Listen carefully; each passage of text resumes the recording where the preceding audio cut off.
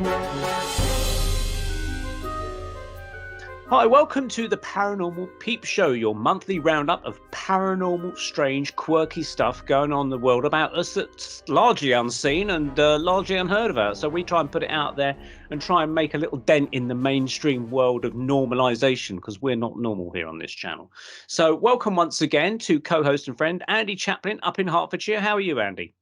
Yeah, not too bad, Neil. Recovering from the second round of COVID, so that's fine. Oh my God, you're collecting this like a... Yeah, I'm in week 3 of it, and you know what? I have absolutely zero regrets of not being jibbity jabs. Absolutely Brilliant. zero regrets. There was a lovely report I saw about a 100% vaccinated cruise ship that had a COVID outbreak. Woohoo! So yeah, there's science for you. They must have been kissing the dolphins or something. Explain it.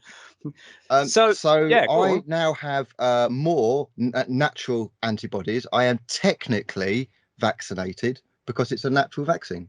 Right. Okay. So I now have antibodies for whatever variant it is, Omicron. My next question is, what's your blood group? Because I'm coming to you for a blood transfusion should I need it. I really want to find that out, because I want to find out if I'm rhesus negative. Because apparently, if you've got like alien connections or kind of like an alien soul, you might have rhesus negative blood group. Is this the monkey thing? The monkey? I don't know. I just know that it's abnormal, and I know that medical science can't really explain what it's all about or why it exists. Because you got A and you got O and you got B, and then you got pluses and minuses and all that kind of thing. And then there's this kind of like this abnormal kind of weird one that's rhesus negative. And that's supposed to be kind of like the alien type one. I got a D in maths, so I don't know if that counts for anything. But... I got an E in maths. Oh, God. E for effort or something. It was so boring. The thing is, I reckon I've got the maths version of dyslexia, which I think is called dyscalculia or something like that. Oh, so words and grammar and punctuation, fine, but ask me to do like a simple sum, I just glaze over. But the weird thing is I code websites, so I don't understand what that's about. But you see, you're artistic like me. We're the other kind of brain thinking. We're the artists, you see. So we have a different way of looking at things. I think we're the right brainers, aren't we? Yeah. But I've got 2 left feet, so that explains a lot. So tonight I am battling fatigue. So if I kind of like start nodding off, it's not because I'm bored of the show. It's because I'm literally over the past week or so fighting to stay awake. I just want to sleep 24/7, and I can't. Well, let's hope our guests can keep you awake enough to get through the next couple of hours then. So before you go to sleep now, I better bring them on board. So we're welcome back from a couple of years ago, a guest that we previously had on who was talking about giants on record, and he's now written a new book called The Giants of Stonehenge and Ancient Britain, but he also is joined with his co-author from the United States. So welcome back to Hugh Newman. Are you there, Hugh? I'm here. Yes. Hello, Hugh. For having me on again. I appreciate it. Hi, how you doing, guys? We're fine. Thank you for coming on. And we've also got your co-host, well, your colleague in the book world, which is Jim Vieira from the United States. Hello, guys. Thanks for having me on. Hi, Jim. Thank you for coming on. Thank you for coming on, both of you. So you were the last time we chatted, you brought out a book. Well, you've been obviously doing lots of books and things, Giants on Record, because that's your thing. Can you just briefly, for the benefit of those that may not have caught that show, and just to remind ourselves that the idea of what you've been researching into for the last number of years? Yeah. When we were last on, we talked. When I was last on, we talked about Jim and I's book, the Giants on Record, and this really looked at the American story of giant skeletons being found all across the continent, going back thousands of years, but mainly reports over a 200-year period from like the early 1800s up to pretty much up to the present day. And Jim was collecting accounts. He wrote numerous articles. He was researching it.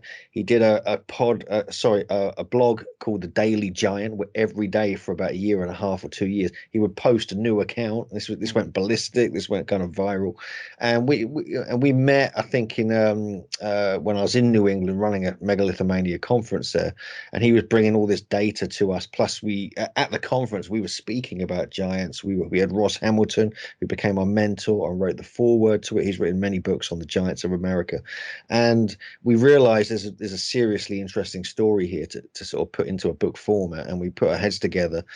And yeah, we even got a TV show called Search for the Lost Giants, which Jim and his brother Bill were the stars of, which went out on History Channel, but didn't get renewed because we were, Jim was criticizing the Smithsonian too much, but won't get into that. And yeah, and since then that was went pretty well, that book and that TV show. I've worked on a few projects since then, and then we decided to put our heads together for a worldwide book on giants. But we started on the Britain chapter, and it just got bigger and bigger, and we realized actually we should be doing a book on my homeland this time, Britain. And originally it was 500 pages long. We had to cut it down to 404 pages because it was getting out of hand. And there's an amazing story here now as well, like there was in America. It's not just a bunch of accounts. There's a whole mythological connection with the landscape, with geomancy, with earth mysteries, and the relationship to these megalithic sites that always seem to be connected with these giants. Now, so people think, well, we're just trying to prove giants exist, but we don't. There's a whole other kind of almost like an esoteric story, like almost kind of has a spiritual aspect to it when you start looking into it, because we're looking at the elemental realms. They're all connected with this, the whole fairy realm, everything else. So the ET realm as well, would you say? No, we don't go into. Okay. There's no ancient aliens in this one. No. That's one of the things. We were waiting to see if there was any accounts that might actually have that kind of thing. In America, you get kind of Native American star lore, which talks about things like this, but here not so much. Not relating to the giants, at least. Okay. And we were, I thought we would come across some stuff, but it was more to do with, elemental realm, really, especially when you get into Ireland and Scotland and places like this, and the relationship with the the sacredness of the landscape. But and we think we've put this really interesting story together that's kind of been overlooked. Jim, so you've been doing this blog daily. Was the blog that you've been doing mostly turning up American giants rather than UK ones, or was you finding out equally that there seems to be as many giants in the UK as there is in the US? Yeah, essentially, probably about 15 years ago, I kind of fell into this subject because I'm a stonemason by trade, and I live in Massachusetts, and my brother and I and friends, we'd hike the woods, and we started identifying what appeared to be non-colonial structures. And the thought is that Native Americans did build stone structures in New England. So we found, turtle effigies and snake walls and mounds and all kinds of things that really didn't look like a colonial settler built those things. So what I thought was, let me check the historical records, the town and county histories, to see if when the colonists first showed up, if they identified pre-existing Native American stonework, which indeed there are many accounts in the historical record that say such a thing. Old Indian walls built in the style of no mortar, and there's all kinds of stone chambers and mysteries all around New England as well. But then I started to find these bizarre giant skeleton accounts with anatomic anomalies, like massive jawbones and double rows of teeth, listed by anatomists of the time, scientists of the time, respected doctors, physicians, on and on and on. And I started to piece it all together and look, follow the stories, talk to the university where the bones were, talk to the museum where the professor found the bones and things like that. And right in Deerfield, Massachusetts, about a half an hour from here, an 8-foot skeleton with double rows of teeth, head as big as a peck basket, was unearthed. Henry Mather saw it.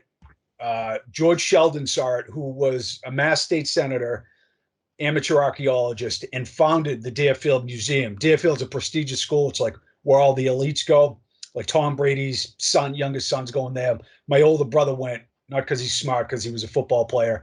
But anyways, they have a museum there. So I go and I talk to the curator, and I said, you know that Sheldon, this esteemed figure, commented on an 8-foot skeleton that was unearthed, and it had double rows of teeth. And the guy said no, but he gave me Sheldon's scrapbook. So I opened it up, and I found that Sheldon was on the hunt for this giant mystery, and he had all these accounts from all around the country pasted in an archaeological scrapbook.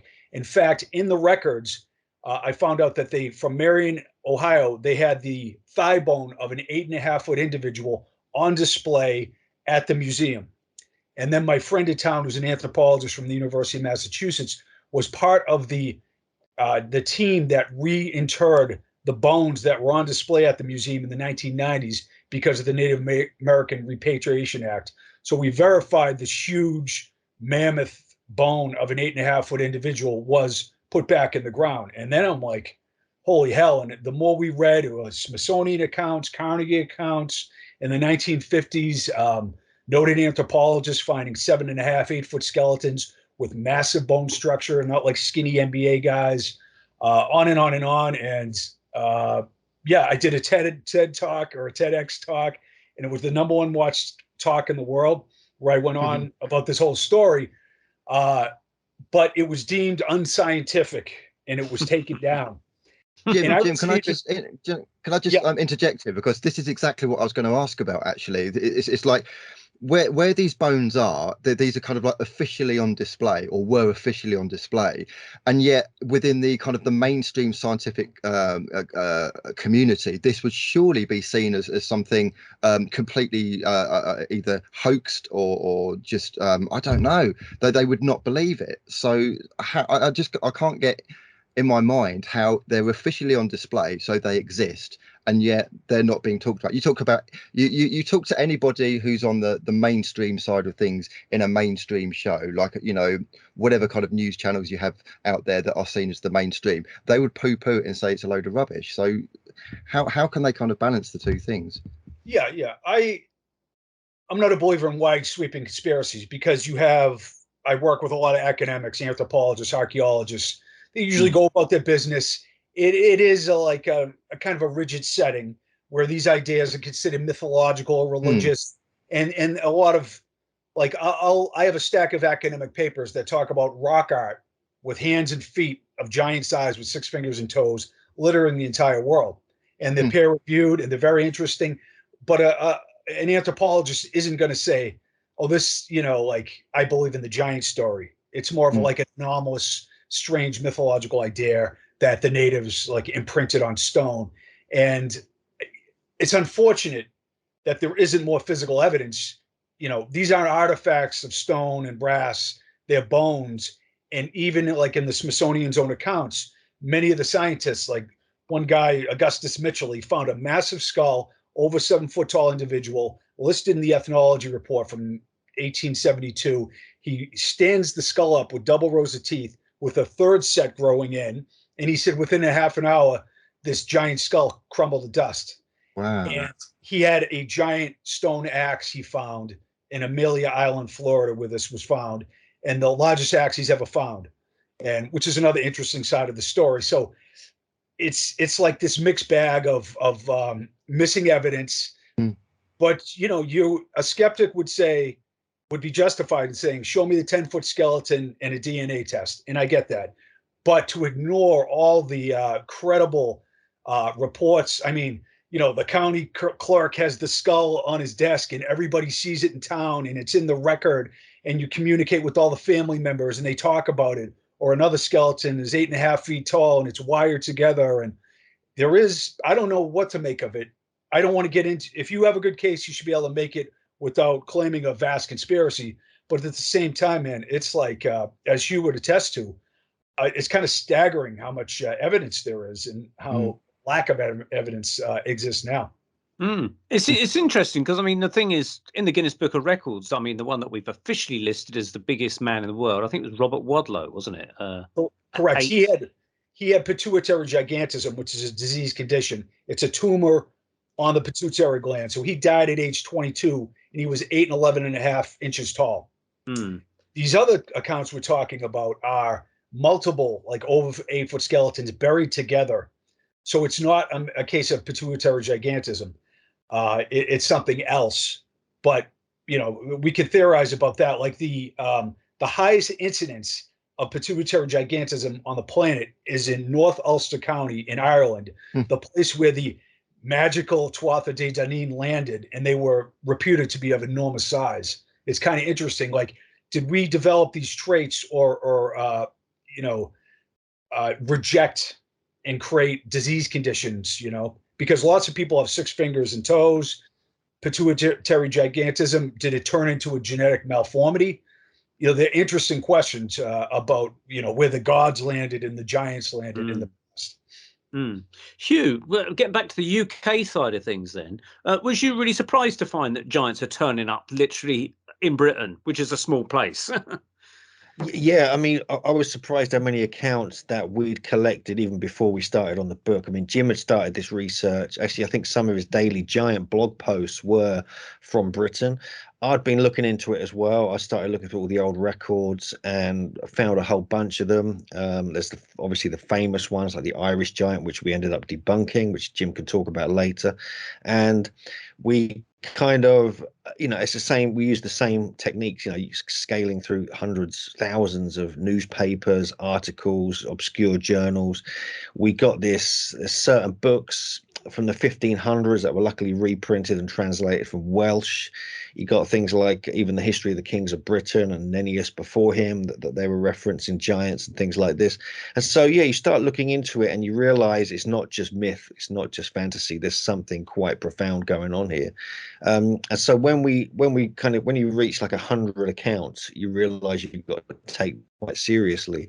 And these are many of them were matter-of-fact accounts. Many of them were written by scholars, medical people, medical professionals. They were documented over and over again in local history journals and things like this, and it got ridiculous. I mean, Scotland is surprising. I mean, the amount, because Jim worked on the Scotland chapter mostly, and the amount we got in Scotland is insane, and it makes you wonder what we missed, what wasn't reported, you know. And we're not just talking one area of Britain, we're talking like every county is covered, you know, not one area is missed out. There's something going on everywhere, also in all over Ireland, obviously all over Scotland, Wales as well. And then you've got all these lost lands which are said to have come from like High Brazil and the Lyonese off the Isle, Cornwall and so forth.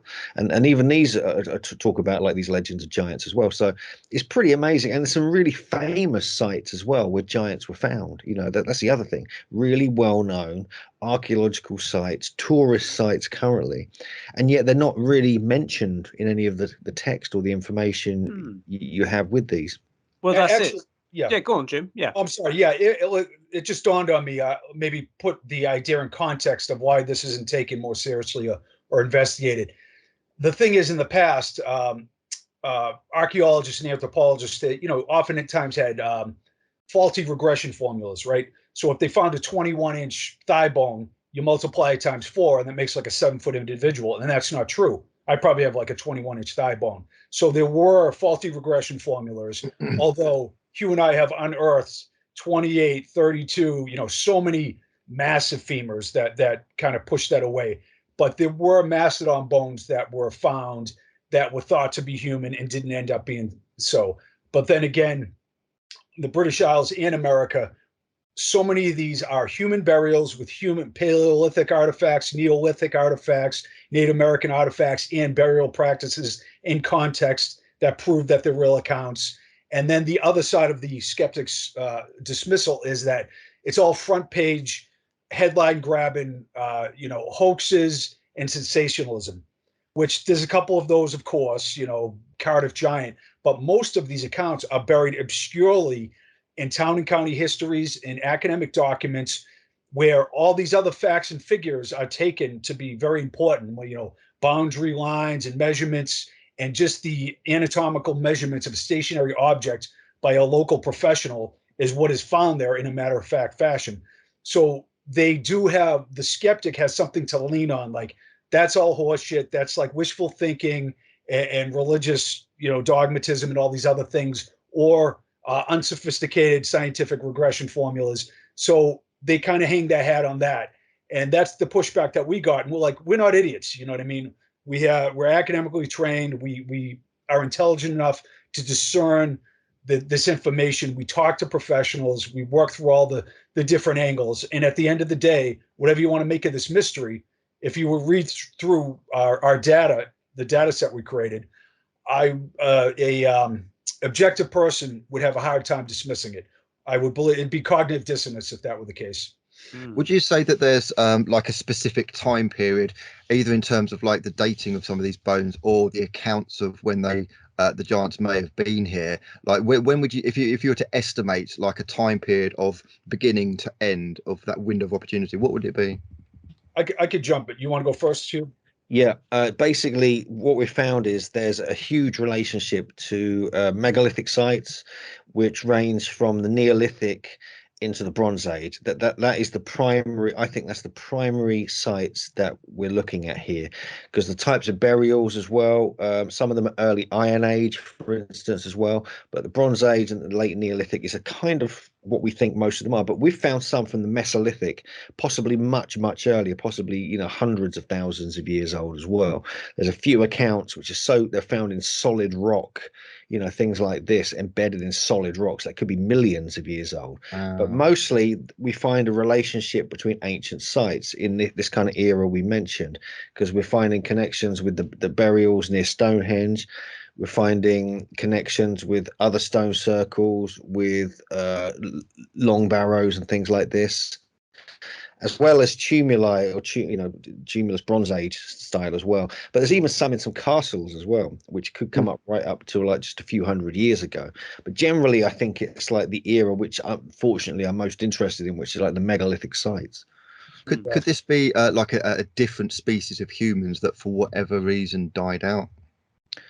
I don't think it's a different species. I think we're dealing with just a different human that has just sort of shrunk over time. I think I personally think what the accounts we're looking at, they describe very human features. It's just the proportions are larger, on every way. I mean, we're not, like Jim said, we're not talking about like basketball players or people with pituitary gigantism, where you can see the signs, you can see the kind of deformities and things like this. We're talking robust, powerful physiques with really powerful jaws, and a lot of them do though have like Cro-Magnon kind of rounded powerful skulls, so we think that might be where it came from. It's like the Cro-Magnon lineage, which is where we generally come from. We've been mixed up over time, but there's also different strands. It's difficult to tell because even today people are very different. You get very tall people, you get very short people. But look how different like dogs are, for instance. You get tiny things to huge great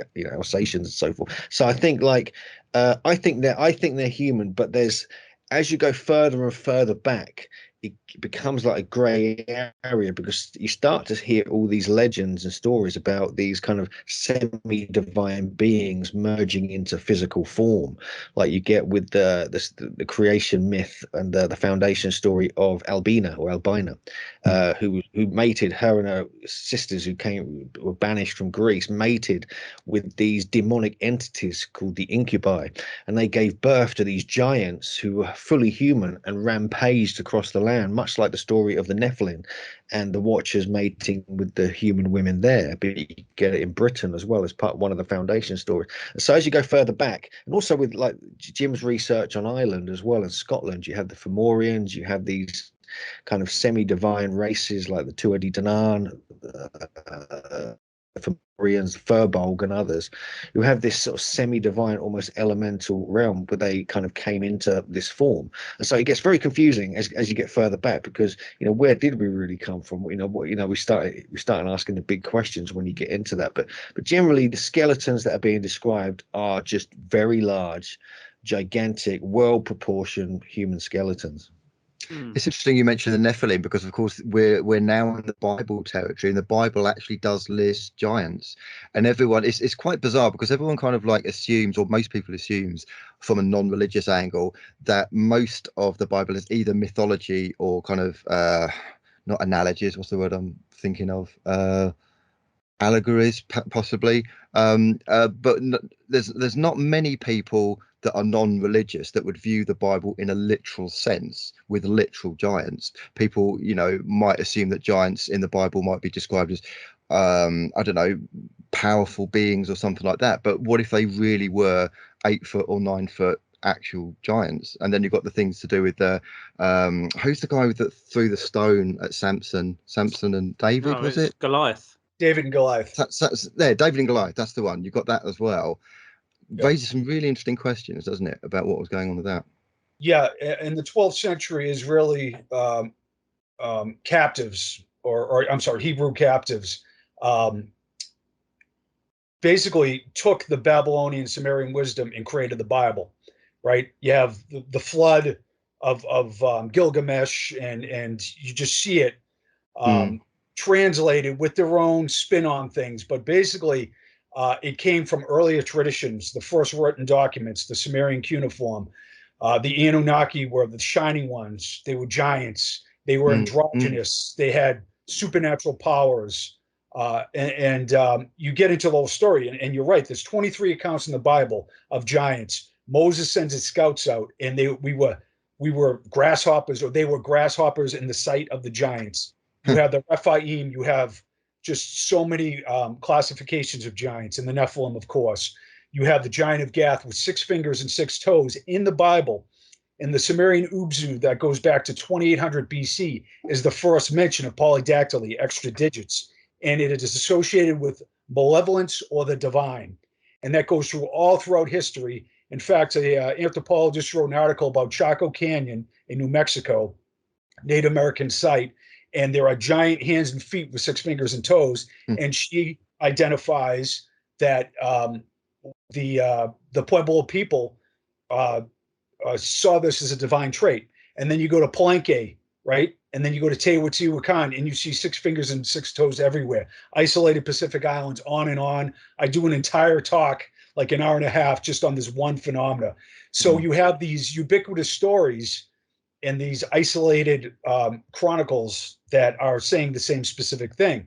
And you're right that I'm a recovering Catholic, so I have no skin in the game. I'm not like coming from a religious angle, but it is very compelling that the Bible is loaded with this kind of things.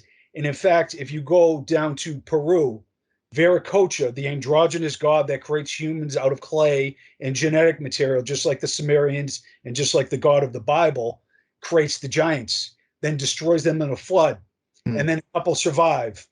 And then you look at the Vatican Codex. You'll probably see it online. There's like 20 Toltec people killing like a 12-foot giant and putting it to death. And the same traditions are everywhere. There are the tall ones that show up from a lost world, like the Tuatha De Danann, or the tall ones in Native American lore, who are benevolent wisdom keepers, like Vieira. And then there are the malevolent giants everywhere. They're cannibalistic. Sometimes they have red hair. They got, they're just assholes. And how can this story all around the world be the same?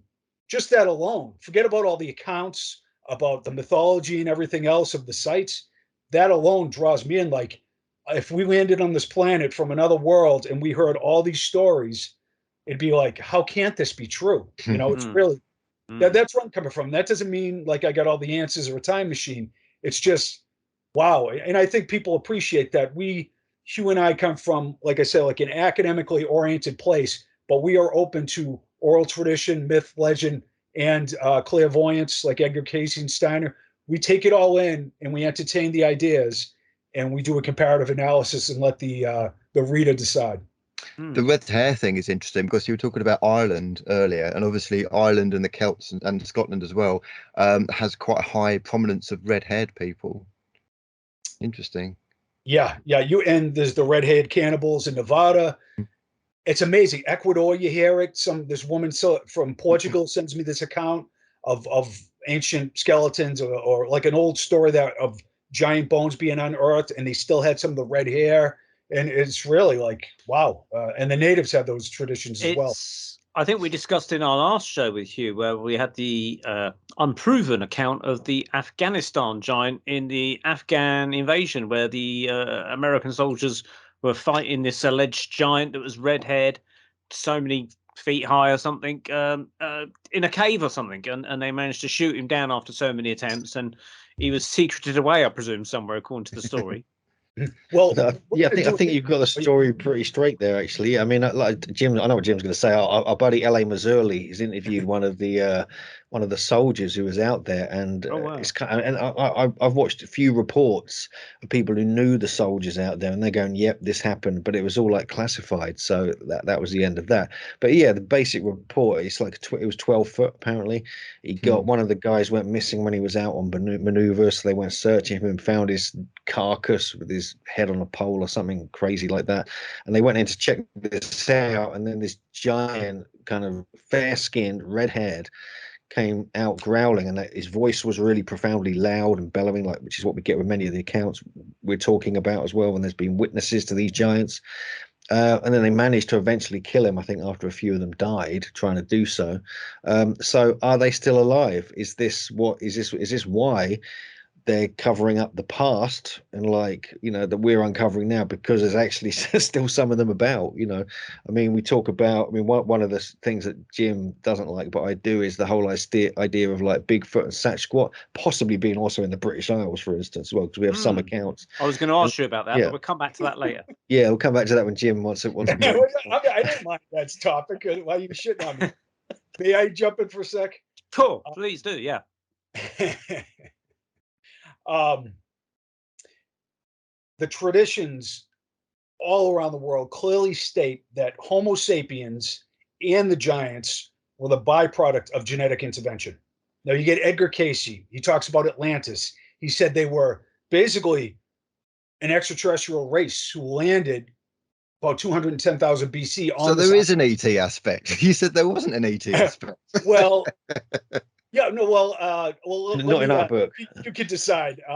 But the gods who show up everywhere, you know, Viracocha, Fuxi in China, they are all androgynous, shining ones with these supernatural capabilities, but they all create humans from blood, from genetic material in clay. And even Khnum, the androgynous god, is creating a human on a potter's wheel at the Temple of Esna that I got a photograph of in Egypt, and on and on and on. So, you know, when you get into these stories, you know, Cayce says that hybrids, like all the hybrids you see on the temples of Egypt and Samaria, you know, all these composite beings, that that actually occurred deep in antiquity. And, you know, when you talk about creatures like Bigfoot and stuff like that. So if you listen to the religious and you know, the mythological traditions around the world, they are genetic engineers. And I'm not talking about like Zechariah Sitchin's faulty translation of Sumerian artifacts. I'm talking about H.V. Hilprecht, you know, noted Assyriologist who found 20,000 tablets at the Temple of Nippur. I'm talking about Samuel Kramer, like the most noted Sumerian translators basically tell an acid trip sci-fi story of the Anunnaki, the Sumerians. They're all androgynous. They're all genetic masters. They are giants in their ranks. And then Cayce says that the population of Atlantis had little people and giants along with normal-sized Homo sapiens within the population. And then they spread out after this great flood 12,000 years ago, which has been verified by science of the Young and Dryas impact hypothesis. So the point I'm making is, if you really stretch your imagination out and you put some credence in the oral traditions and the religious traditions and the written documents of the oldest creation stories on the planet, they all say the same thing, that we are a function of genetic intervention, and the giants were as well. And they were mostly destroyed in cataclysm, and some survived. And they were the tall ones who interbred, like so many other traditions, right? In Peru and Egypt and other places. And they were basically bred out of existence. And if you go back and you dig up the burial mounds, like the Smithsonian scientists did in the United States, you find just what the Native Americans were talking about. Absolutely enormous male and female figures, sometimes with elongated skulls, massive bone structures, all listed in the archaeological record. And that bloodline was carried through. And then it just, you know, and the atmospheric conditions looked that they were much different in the late Pleistocene. And then there was like some kind of a magnetic shift or some kind of atmospheric change. So thanks for indulging me, but that whole story is, you could say I don't believe it, but that's what all these sources say that we're talking about. The elongated skulls is interesting, because now we're talking Aztecs and Egyptians and their mythology and head bindings and things like that. Here's a hypothesis. Okay, what if on planet Earth, maybe hundreds of thousands, maybe millions of years ago, the norm was these giant beings? And if we take the idea of ET interventions, most people think of like greys as ETs, which is shorter. And then you've got things like the Bible talking about taking the rib from Adam and mixing it with Eve. So genetic engineering. What if the humans that we see now, our size, is actually the result of genetic engineering and tampering with these giants? And because these greys are the ones doing it, maybe trying to interject with their own DNA, maybe we're shorter because we've got connections with the greys, but the actual resident humans that were here before us, however tall we are, were the giants. So what I'm saying is the giants might have been the norm. Greys come along, they do a bit of tinkering, we're the result of that as a possibility. I could take that, or Hugh, you want me to go? No, I just love the way you're using the word tinkering there. I think it's brilliant. The extraterrestrial hypothesis is this: the Dogon people in Mali, Africa, that Robert Temple wrote about in the series Mystery, they were hermaphroditic amphibious beings that showed up from the Sirius star system. That's in the mythology written down by the blind elder Olga Matelli in the 1940s, where French anthropologists lived with the Dogon. They were an isolated cliff-dwelling people in Mali, Africa. So what they said, what Olga Matelli specifically said, was that these beings were hermaphroditic. They were like half human-looking and half amphibious with snake and or serpent tails. The same type of being like Kekrops, who founded Athens. If you look it up on Wikipedia, he has a snake in his tail. If you look at Fuxi in China and Nua, they are amphibious, androgynous, hermaphroditic gods who created humans. Once again, you know the fish guy, Oannes, who carries the man bag, half fish, half human? He is androgynous, or it is androgynous. Viracocha, androgynous on the other side of the Atlantic, on and on and on. So there's this picture of an extraterrestrial species who are considered benevolent, by the way. They're not like gray douchebags. They're like benevolent wisdom bringers. But that doesn't mean there aren't all kinds of weird races going on.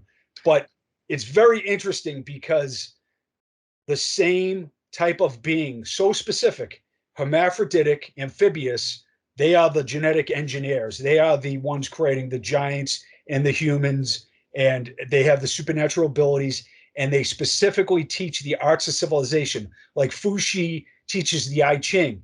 There's a Fuxi sequence in the I Ching, right? This divination system. And the Aymara language that Viracocha brought is a computer language that is a bride language that translates other languages. And that's from an academic paper in 1984, not from some dude in his basement. You know what I mean? So you have this like wide-reaching story of the phenomenal ability. Like Oannes, the fish guy, he teaches advanced geometry, advanced mathematics, agriculture, animal husbandry. And Sumeria pops up as the first civilization in human history, fully formed and completely complex. And who do they say gave him that? They say Oannes, like in Berosus Babylonica, 280 BC, he says, Oannes the fishman, who is androgynous, he shows up during the day, he teaches the arts of civilization, and he goes back in the freaking river and sleeps at night. And he doesn't eat, and he's this weird hybrid, and you have pictures of him everywhere, and he's carrying this bizarre bag that you find at La Venta on the other side of the country, on the ocean. And I'm sorry, Quetzalcoatl, who's also androgynous, has the same bag. So that's a long-winded way of saying there's a story here, in my estimation. He doesn't hang around on a Friday night. He doesn't hang around on Friday nights in the UK because that's fish and chip night, and he might get pulled over. I've seen all of the images of the various gods with this little bag thing. It's of all different cultures and all different mythologies. It's very, very strange. A bit worrying. It's interesting you're talking about the snake side of things, because the negative lot, if we can call them lot, are generally considered to be the reptilians, and these are the ones on the dark side of things. And of course, with the royal families and things like that, you've got kind of like dragons and symbolism to do with dragons in China, in Africa, in Europe, in the Americas, even Australia. Like the ancient indigenous people have got like this dragon mythology. I'm wondering if Earth is like a prime real estate, and there's a battle going on between the light and the dark. Because Jim, you were talking about the snake beings being very benevolent and kind of like teaching wisdom and very much on a positive vibe, but from what I can see, we are being run at the moment by satanic occult demons who are into Epstein Island hopping, child trafficking, God knows what fuckery. You might have to bleep that one out, Neil, but that's what's going on. So could it be the case that the Earth is real estate, humans are kind of, if you like, neutral, and you've got light and dark, you've got the light lot trying to ascend humanity, and you've got the dark lot running the Epstein Islands and God knows what else? What's your ideas on that? Yeah, my take would be, yeah, that's what's portrayed all throughout history. It's a dualistic universe. You have even Casey, Madame Blavatsky, the Theosophist, Manly P. Hall, the greatest Freemason thinker. They all said there were the dark arts in Atlantis, and that led to the downfall. That there's the brothers. It's funny. I'll give you this a little anecdote. Edgar Casey, the great mystic, clairvoyant, the sleeping prophet. He said that Belial was the leader of the sons and daughters of darkness in Atlantis, and then there were the law of one, the sons and daughters of light. 3 years after he dies, they find the Nag Hammadi scrolls, and one of the scrolls is about the war of the sons and daughters of light versus the war of the sons and daughters of darkness. You can Google it, and the leader of the sons of darkness is Belial, just like Casey said. This posthumous verification. But anyway, they're like Tolkien wrote about, because he understood Celtic and Norse mythology. You had this battle of dark, and you had this battle of light, and you had these, it appears, extraterrestrial interference of both benevolent and malevolent kind. That's what a lot of traditions state. And it makes sense because the world's a freak show. You know what I mean? You have a lot of people waking up, and you have a lot of dark and twisted things going on too. And I believe that's, you're either on one side or the other. You want to heal the world, or you're a fucking freak. You know what I mean? There's a polarization, isn't there? There's a polarization. But do you think it's a healthy thing that perhaps, I mean, this has been kind of theorized from the spiritual community, that perhaps Earth needs to wake up, and because things have been quite dark, it's going to be quite a bumpy and quite a disturbing journey for people, but it kind of needs to happen, needs to come to the surface. We need to know about things like Epstein Island and all of that shit.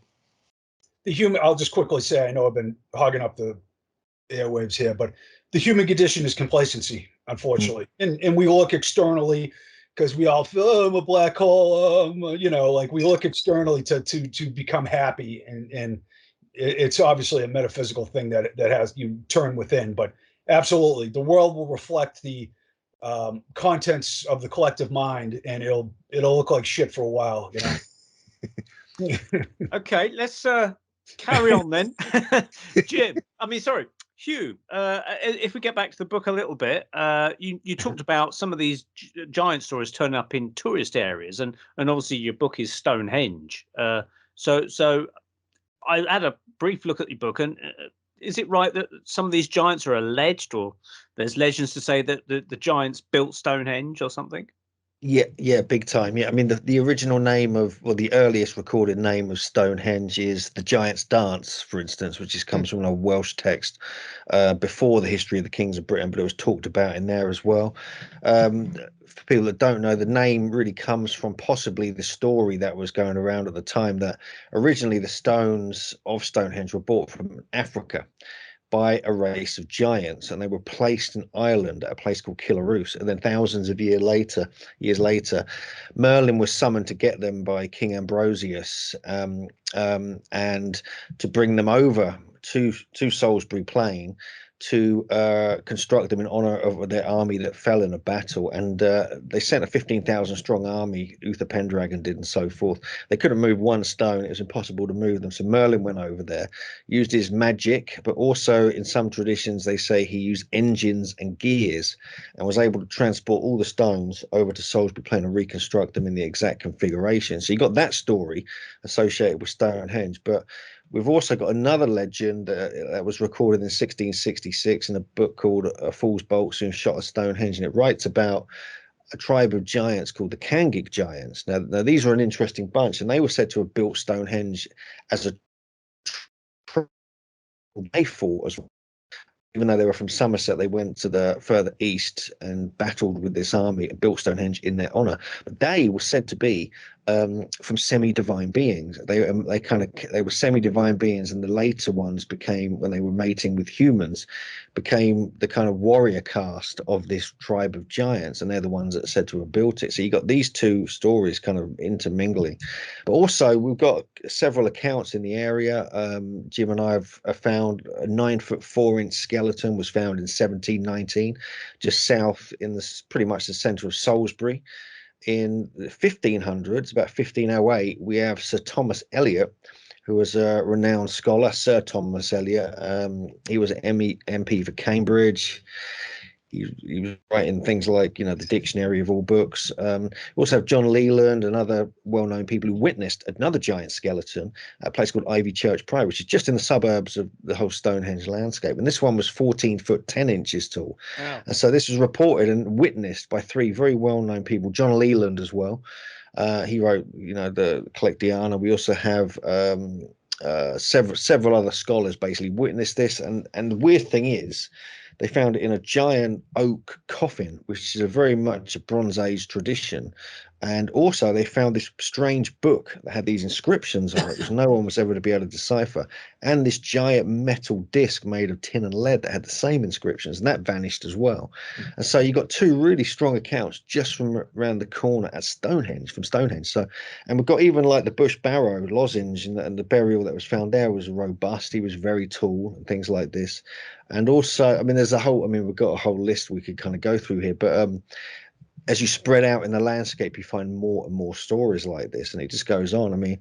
We also have the Salisbury giant, where 1400s they've been parading a giant around Salisbury every year, just after the summer solstice on St. John the Baptist Day, 24th of June.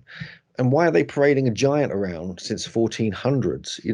This sort of effigy is really bizarre. And even he became known as Saint Christopher, who was a canonized giant from the Bible lands. And so you've got all these strange connections just to do with one site. So you can imagine you've got thousands of sites, and you're finding all these kind of strong kind of traditions all merging into this kind of story that kind of blankets the landscape here. I was interested when you mentioned, because I did read that earlier in the book about this. They called it a round table or a disc, or you've referred to it as a disc, and I kind of wonder, thinking, could that be, in a real stretch of imagination, a crashed saucer? I was thinking that. Connecting some weird dots here, being giants from outer space or something like that, It's an odd description, and this description is very vivid, and it explains what it is. But even none of these three scholars or anyone else could decode the writing on it, which has made us wonder. It wasn't that big, unless they were like tiny aliens or something. It was probably like a few feet wide, maybe 3 or 4 feet wide. I think that was roughly the description it was described as. But yeah, where that came from and how it was there. And if it, how ancient could that be when they're making metals and things like this? And it's just vanished again. Unfortunately, no one knows what's happened to it. So it's one of these mysteries. Is it perhaps a shield or something, or? Well, I don't think so, no, because it's a bit too big and it was a bit too heavy. I think it was. They said it was just a strange kind. They described it as like a tabletop. Right. So it could have been some ceremonial table or something like this. We just don't know. But it had been, to me, I think the script that was on it was probably Canaanite or Phoenician script.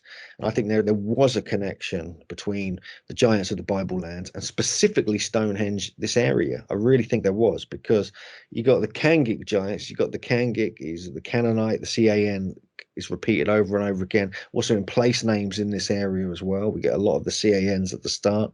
And so, yes, and then you find, you keep finding all these kind of stories in different parts of the country that seem to suggest this, especially as you head down to the south coast, not far from where you are. Portland, you've got Cornwall, you've got the whole area going into Devon and Totnes, where it's said that Brutus the Trojan arrived and battled with giants called Gog Magog and so forth. And so I think there's a strong connection that people don't realize, but whether it's from a spacecraft is a whole other story to investigate. I wish we could find it. Yeah, I wish we could find it. Yeah, well, I kind of think about the Knights of the Round Table type of idea, and I wonder if it's somehow, you know, symbolic or something to do with that as well. You know, maybe there's you know, in these ancient stories, round tables seem to have some sort of importance, you know, as some sort of seat of power or something. With the giants being in different areas, I mean, could it be possible, because you talked about the giants of Stonehenge, possibly, you know, putting the stones together, could they be like maybe giants that would move around, like they, you know, like the trolls in Lord of the Rings, mountain trolls? They're brought in to bash down castle doors and things like that, you know, and they're harnessed for their strength and brute force and everything. Could these giants therefore be utilized up and down the country, saying, right, we need you to put a stone circle there, or we want you to build a castle here? Could that account for where all these tales are turning up, maybe? Yeah, no, I think that's a good point. Yeah, I think we kind of go into that a little bit in the book, where we note where they're being recorded as traditionally have lived. Many of them lived in what were called high places. And we find this not just in Britain, all around the world. They seem to like these elevated strongholds. We get that a lot in Wales. So we're talking about hill forts with huge ditches, where they're kind of either they're protecting themselves from the local populace who are trying to get rid of them or something, or it's just where they can rule from effortlessly. And as for building sites, I mean, you look into the stories of all this virtually, you know, a majority of the megalithic sites of Britain claim that giants built them, that they were actually involved in the construction of them. And even the legends and stories have traditions where the giant or the giantess would drop stones as they walk through the landscape in dead straight lines. We're talking about ley lines now. And so we've got, you know, so they're encoding that they were the builders of these sites within the legends themselves, and even how they did it by aligning them in dead straight lines and things like this. So you've got this whole geomantic aspect as well. But I think, especially when you get to Wales, you realize that there's very specific place names and locations where oral history was passed down for thousands of years, perhaps tens of thousands, right up until relatively recently, where it was just part of the mindset of humans at this time before the modern era came in. And so, yeah, the more you look, the more you find these stories and these sites which were said to have been built by giants. You dig into the local records and you find a giant skeleton was discovered within a mile of this place, you know, a 10-foot tall skeleton or whatever. So, you know, it's just too many coincidences to pass it by as a coincidence. And you would think, if a giant is found kind of close to Stonehenge anyway, given that that's a place of presumably high importance, and if you're going to be buried there, it's presumably the equivalent of being buried in, you know, Canterbury or St Paul's Cathedral. Someone of importance would be. So maybe they highly regarded this particular giant. You know, maybe he was somehow connected with the Stonehenge building. He was the supervisor or the big boss of all these other minions or something. You know, and they highly regard him and stuck him there. And you talk about these legends going throughout history. I mean, it's interesting to note that, you know, we've got so many stories, children's stories with giants, like, you know, Jack and the Beanstalk, and, you know, more recently you got BFG, Roald Dahl. And I was intrigued when I saw the movie of that a few years ago at the cinema, where I believe he had to show the Queen and the soldiers and everything where all the other giants were in Giantland, and he basically headed north and jumped over from Scotland, and it appeared like he was jumping into the Orkney Islands, where I've lived some 15 years ago, and I'm very familiar with it, and I know you've been there too. And they do have legends up there of giants in various islands and things like that. So it's incredible where all these giant stories sort of end up. But it's interesting that in the actual BFG story, that's where the giants were all living, and they also ate people. Now, you got stories in your book about cannibal giants, haven't you? I like the cannibals. Yeah, they're the great stories. Yeah. I cracked Jim up with my fascination with cannibals. But yeah, I'm not a cannibal. If anyone's thinking that, I'm not interested. But you get a huge amount of stories. I mean, you go back to the Bible lands, you get the cannibalistic giants, the Nephilim. Some of the King Og and his tribes were always trying to kill people and eat them. He was actually in battle with the Nephilim, and they were eating each other. It kind of must have got a bit crazy down there. And you get the stories all over Britain. You get North America, we have that as well. We go back to the Saiti-Ka, or the redhead giants of Nevada and Lovelock Cave. But you get that here as well. Jim seems to be killing something and eating it, a fly. Yeah, that's for later on munchies.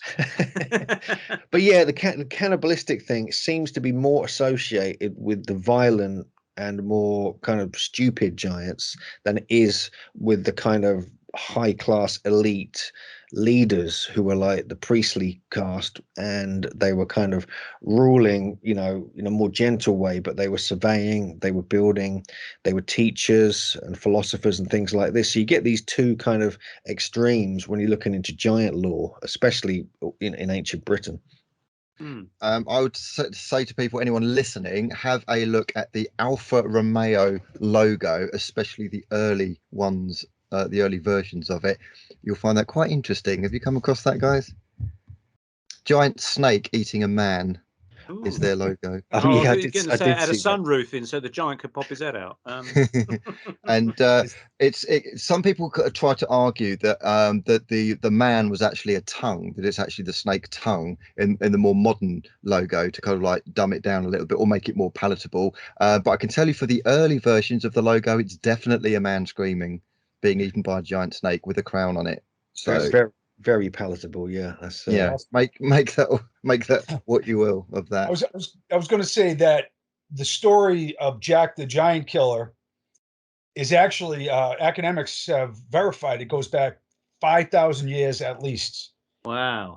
And it was, I know he was going to be pissed that I'm saying this because it's his big topic, but it portrays a particularly violent, like Jack the Giant Killer, would do all kinds of hideous acts. It was supremely violent, and it was super ancient too.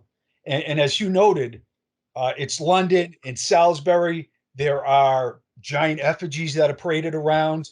We're just amazed, especially in Wales. Virtually every stone you kick is associated with giant seat, the giant's chair, the giant's tomb, and encoded. If you read through the book, we have a chapter on geomancy, and it's amazing. It's like there's so much other verification than just accounts in that came out of the ground.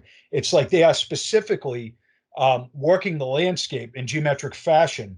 And what we believe, just like John Michel, Hugh's mentor, is that there was an ancient megalithic science at work here, with sites all around the countryside that used, telluric energies and ley lines and geomancy to create fertility in the crops, benevolence in the landscape, basically enchant the landscape, create a positive environment.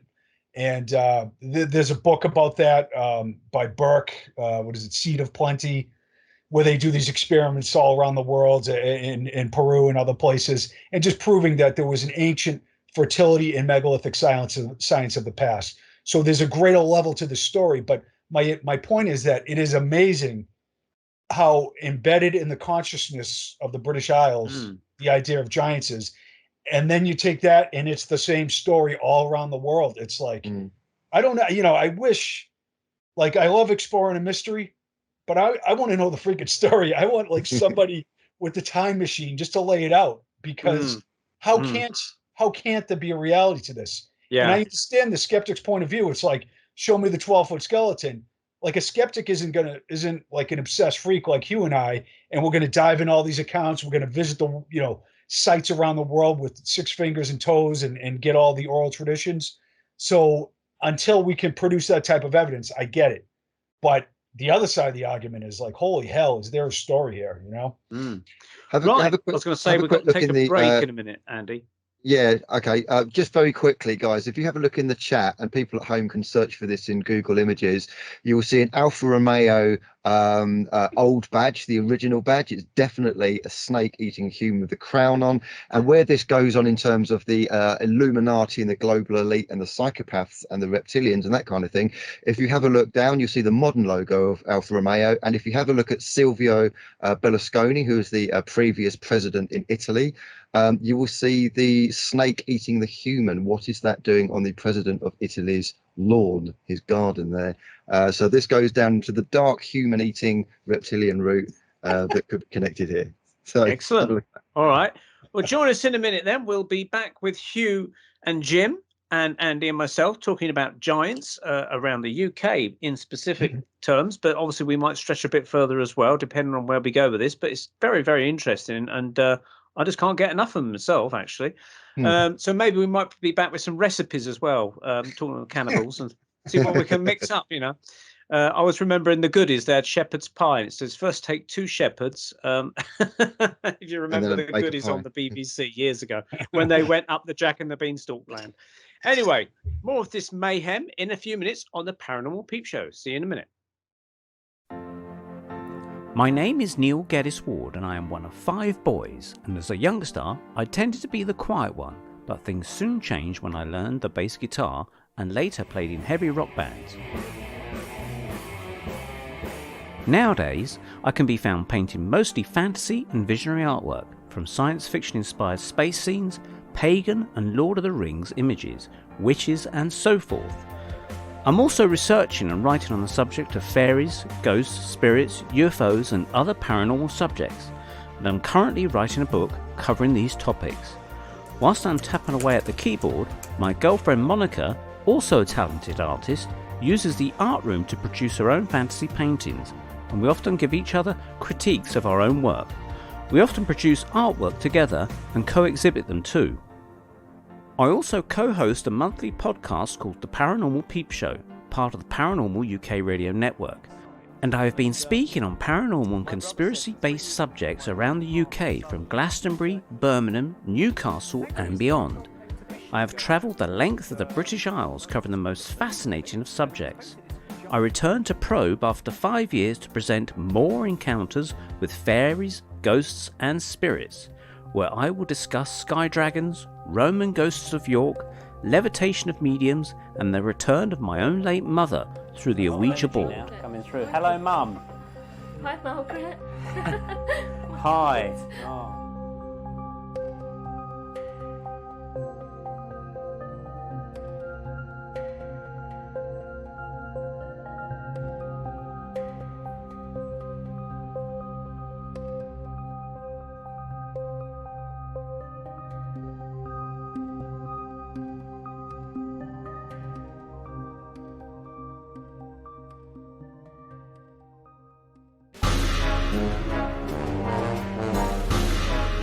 Hi, this is Ben Emlyn Jones, regular guest on the Paranormal Peep Show.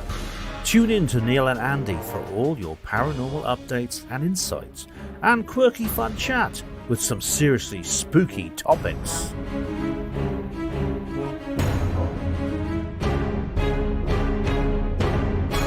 Hi, welcome back to part 2, where we're talking to Hugh and Jim regarding their book, The Stonehenge Giants and Ancient Britain. So where we left it, we were talking about cannibals and their kind of dietary requirements of giants. I mean, we're obviously joking here, but I mean, the sort of things that these giants kept on going. I mean, as I said in the break, you can't just pop down to the local supermarket to feed giants, and then presumably they're going to eat a lot more than the average person. So do you think it was like the local villagers or whoever might have kind of tried to keep the giants at bay by feeding them or keeping them happy by giving the odd sacrifice to them, maybe? One of the mythologies, I think of Peru, is that the giants were marauding. They were eating all the food. They were, they were causing so much disruption that, you have to wonder, if these marauding giants existed, what they ate. And I will say that the Fomorians in Ireland, they were supposedly sea raiders who showed up but they were giant sized. The Baylor with the one eye, the Cyclops eye, was their leader, malevolent zoological nightmare. And they demanded at Samhain child sacrifices, just like in Halloween, right? That's where that tradition came from. Because we have all these unicorn and rainbow traditions these days, but they harken back to a time that had to do with ideas that were much more malevolent oftentimes. I will give Edgar Cayce's take, the mystic, on sacrifice. He said originally the temples were made and they sacrificed fruits and flowers, and they sacrificed the selfish desires of the self. So they were tools of enlightenment to get rid of anger and malice and all the negative emotions. But then they devolved into human sacrifice, as we know from the Mesoamerican cultures like the Aztecs and the Mayans and similar things. The Phoenicians, the Carthaginians, they demanded human sacrifice. There was all this weird child sacrifice, and you wonder if it is tied to this mythology. I will say that the Fomorians are noted. I think it's in the Yellow Book of Lecan, a medieval script from ancient Ireland, that they had 3 sets of teeth, which is interesting because Hugh and I found accounts all over the United States of double rows of teeth. Gilgamesh, Hercules, they were noted to have multiple rows of teeth. You go to the Canary Islands, Buenaventura, in the 1500s, there's a Spanish account of a 14-foot tall giant unearthed with 80 teeth.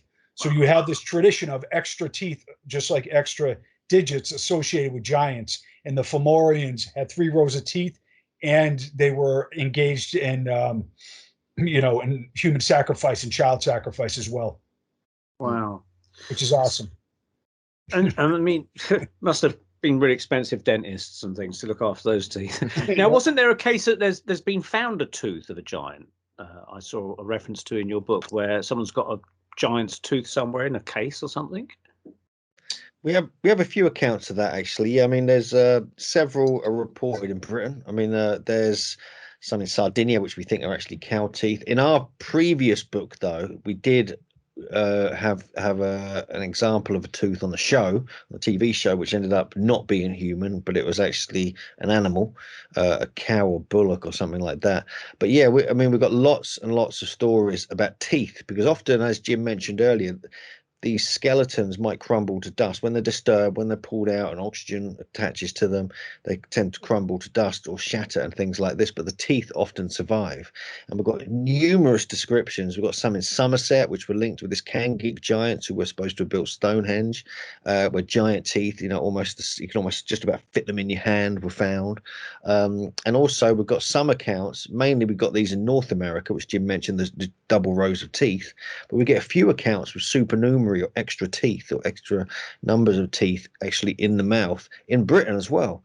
There's even one of the mounds near Stonehenge, they found a skull with extra teeth. They found it down in Dorset, they found it on the Outer Hebrides, they found various places, and these are often linked with this genetic state of giants and the kind of lineages that pass down these kind of things. You also get like the robust jaw bones, the extra teeth. I mean, even in America, we had some horned skulls, which is Jim's favorite subject, and we got even like tails coming off the back of them, and dwarf skeletons, pygmy skeletons being found with giant skeletons and things like this. So it gets really weird the more you look into it, I tell you that.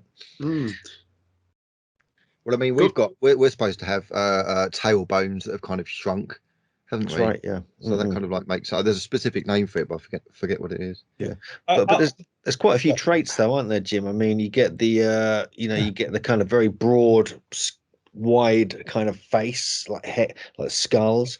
You get naturally, like the Neolithic people had more elongated, thinner, kind of more less profound skulls. So yeah, you get quite a few differences. But yeah, the teeth thing, I mean having 2 rows of teeth in each jaw would be really handy if you're a cannibal. So.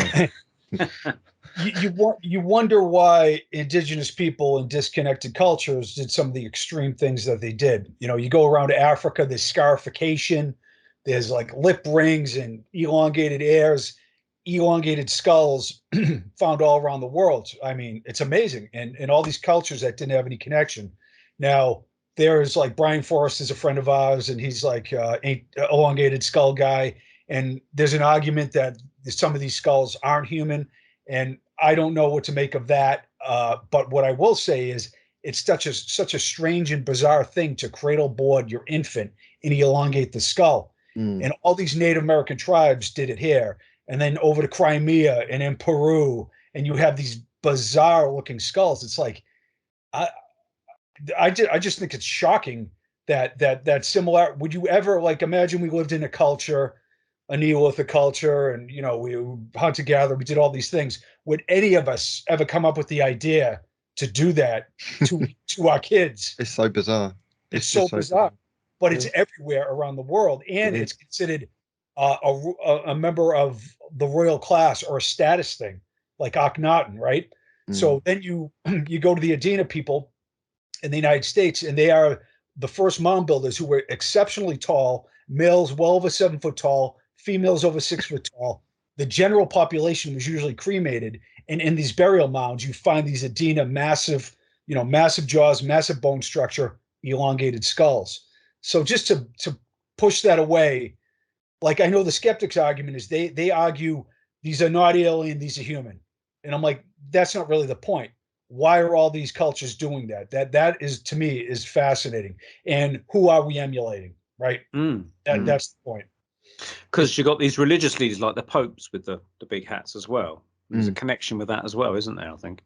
There's all kinds of iconography that you find. I'm a Jungian, so there's only one collective unconscious, right? So these archetypes keep popping up. It's the Starbucks, you have the fish goddess. Like, why are these things recycling in the human psyche and finding their way into movies and finding their way into symbology? Because there's a story there. And it's usually when you go back in time, like Jack the Giant Killer, there's a story rooted in some mythological traditions that have a reality. And, I just think, look at the world that way and look at all the symbolism that's going around and look at the specific and bizarre nature of the things that human civilizations have done, and, opens the door to a more bizarre past. I'll say that. It's interesting how things are kind of changing and morphing, because like, let's say that the giants were the norm, or they were quite prolific, so you got the giants, but then as you go into the medieval period, a lot of buildings within the UK certainly have quite short doors or quite short roofs, because people are hell of a lot shorter. So kind of like the human kind of size went down, but now we're kind of like beginning to become taller for whatever reason. It's strange. So it's like giants and then short, and then maybe we're evolving into giants again. Were there different atmospheric conditions in the late Pleistocene and far back? That's a question. Why do we have megafauna and megaflora, but maybe not many humans? There were giant beavers out where I live, all kinds of giant sloths, giant ferns, and then there seemed to be there was a cataclysm, and like Velikovsky hypothesized, was it almost a planetary cataclysm that caused different atmospheric conditions to develop? That's a good question, and that's a fair hypothesis, because right away, the skeptical say, oh no, you can't have a 15-foot human because of gravity and all this. I'm like, well, what do you make of the dinosaurs? Yeah, I was about to say the dinosaurs. Actually, interestingly, someone, I think it was a couple of years ago, they talked about they theorized that the gravity of the Earth was different in the time of the dinosaurs, because they talked about the Brontosaurus with a great big long neck and the tail. It wouldn't be able to hold all that in the current kind of gravity. So whether that was something to do with the pull of the moon or whatever, the size of the Earth or the spin of the Earth, I don't know. But this was the thought given around the time of the dinosaurs. Yeah, I'll give one thing I like to say every talk we have, every interview we do is, like, Hugh and I have honed our skills by bouncing back and forth with academics and making our case and delving deep, because there's no peer review in the alternative world. And there's a lot of snake oilers, and there's a lot of bullshit artists and scammers and people who want to make a gig out of it.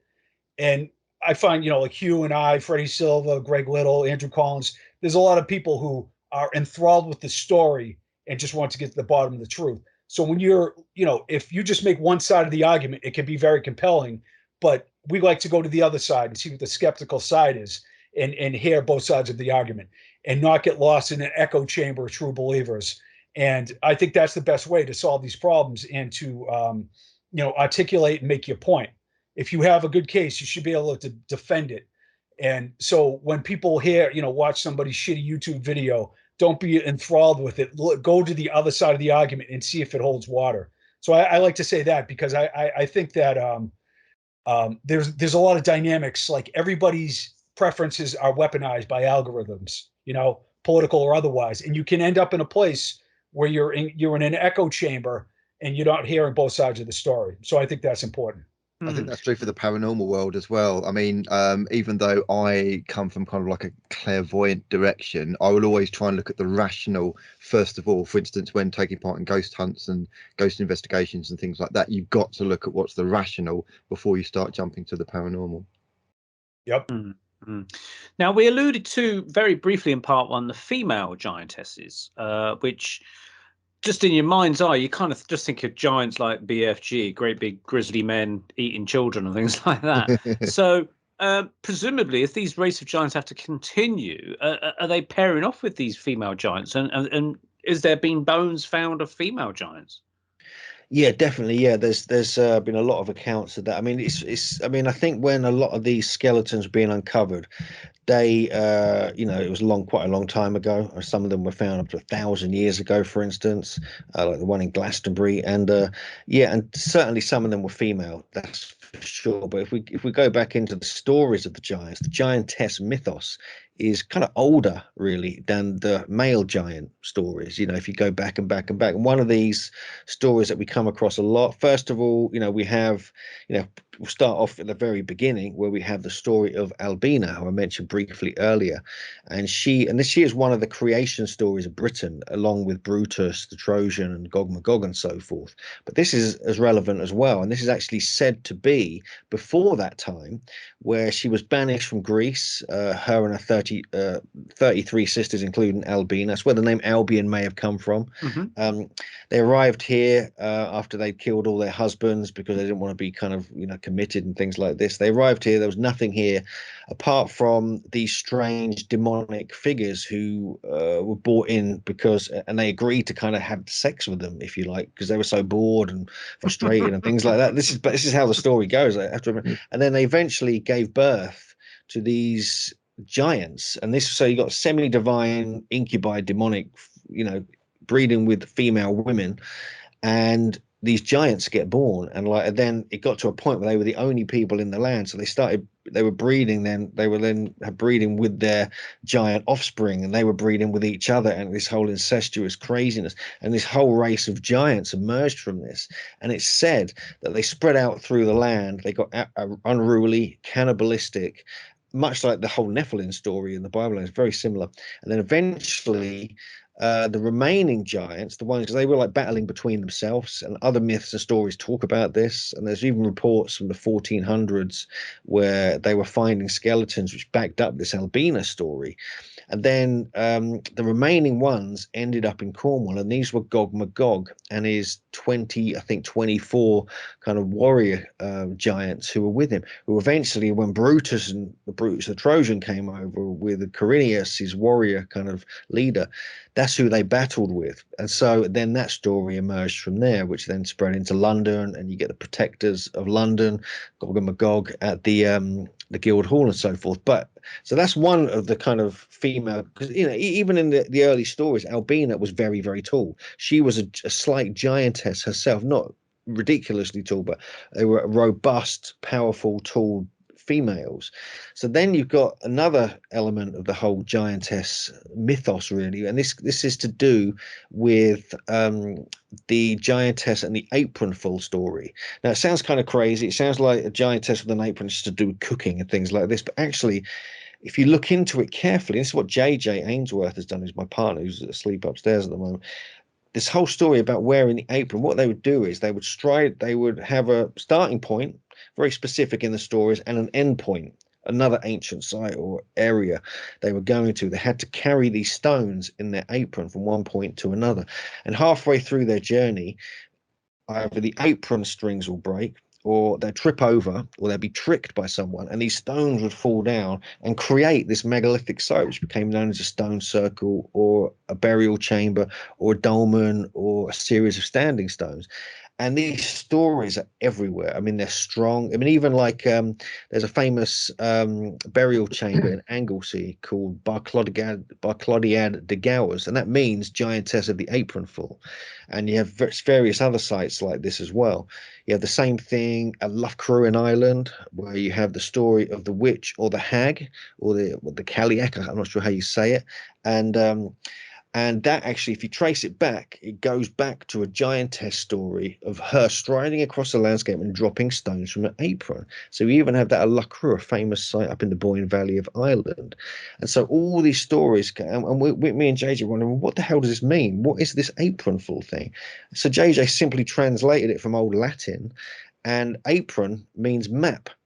Basically translates as mapper. So they're realizing they were talking about these giantesses were the surveyors. They were laying out the sites, specifically placing sites. They were measuring the land. They were geomancing the land, shaping the landscape to make it harmonious.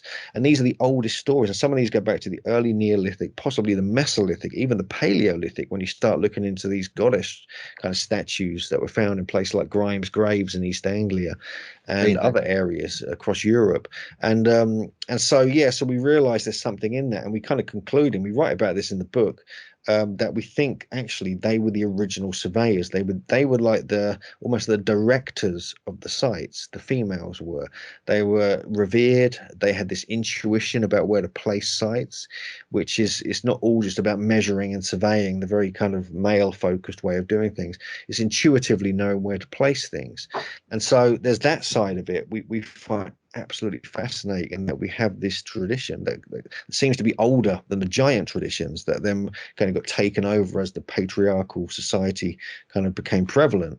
So yeah, I mean, we've got multiple accounts of this. Even in Malta we get this as well. Malta and Gozo, we have the giantess Sansuna, who was said to have created Gigantia, the largest, oldest site there, by carrying stones in an apron and on her shoulders and dropping them in a dead straight line again over specific points. Even the Sansuna Dolmen, I actually found a ley line that connects with another site going across 3 islands in that part of the world.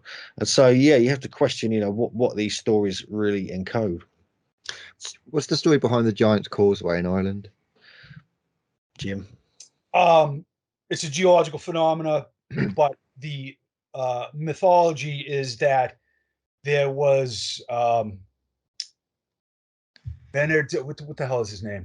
There was Finn McCool on the Irish side and Benno Denner, I think, on the Scottish side, and they basically had an ancient battle, and Finn made the causeway to get over there, and so there's this mythology about the site is a natural phenomena with basalt hexagonal blocks. Yeah. And like the Staffa Cave it's incredible geology, but there is a giant mythology woven into the landscape there once again. And like Hugh said, it might have to do with this ancient geomancy. Like, it was very important for the ancients to understand, whether it's at Machu Picchu or Stonehenge or Avebury or whatever, the telluric hotspots, the way, like, you go to the acupuncturist and you get needles in your body that are attuned to get the energy flowing correctly. The same thing with megalithic sites and megalithic stones.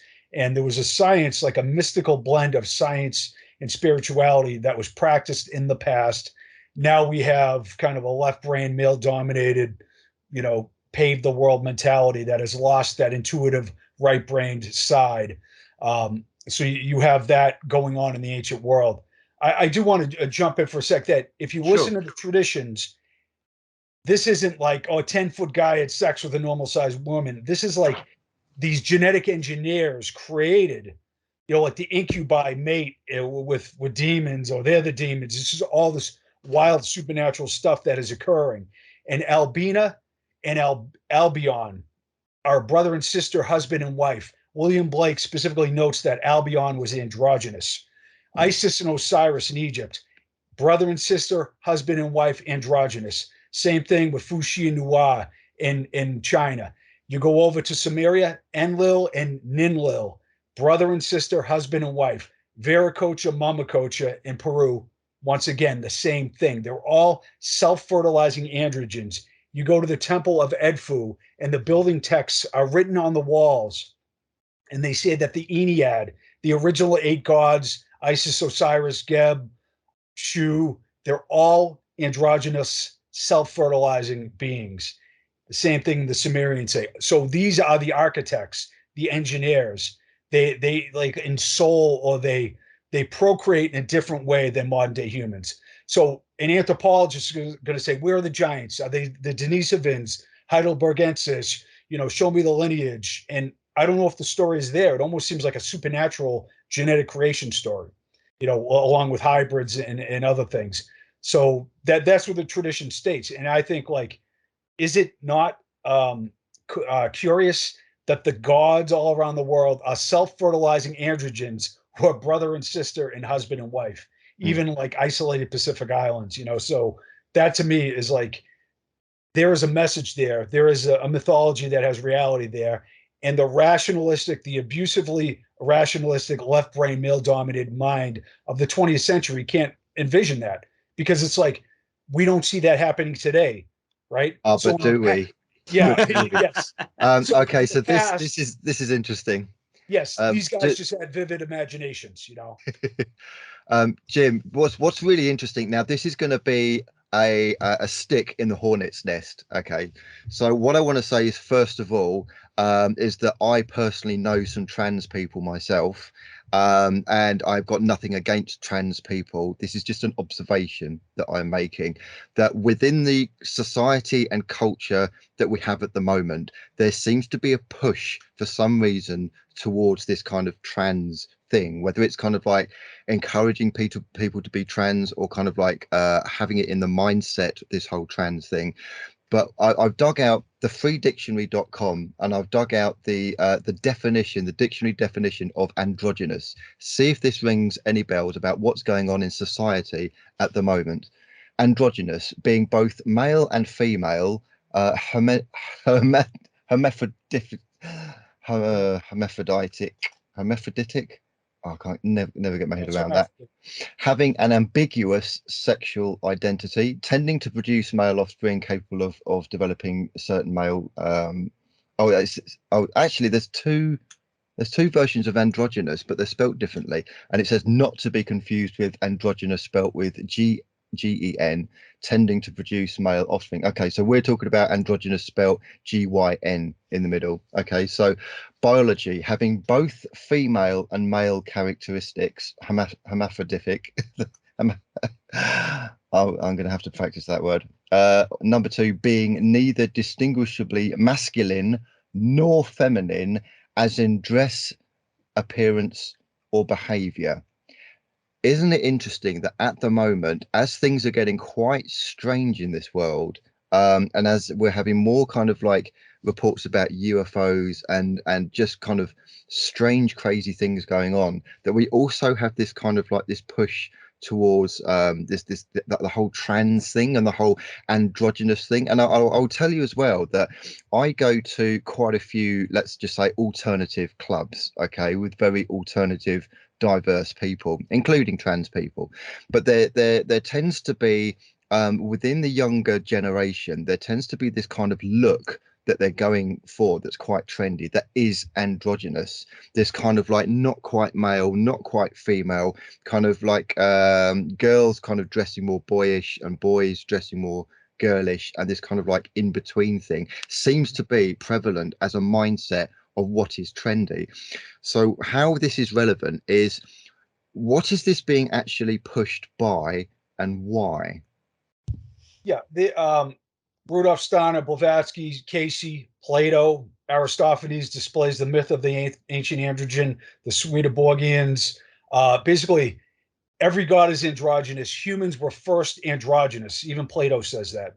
The Nomo, the Dogon people say that the first creation of humans was androgynous. Then we devolved into split. Then Zeus There's amphoras with androgynous beings. There's androgynous iconography around the world. Humans get split into male and female, and it's like, where's my soulmate? I'm a freaking black hole. It's like a devolution into matter, and that's what occurred.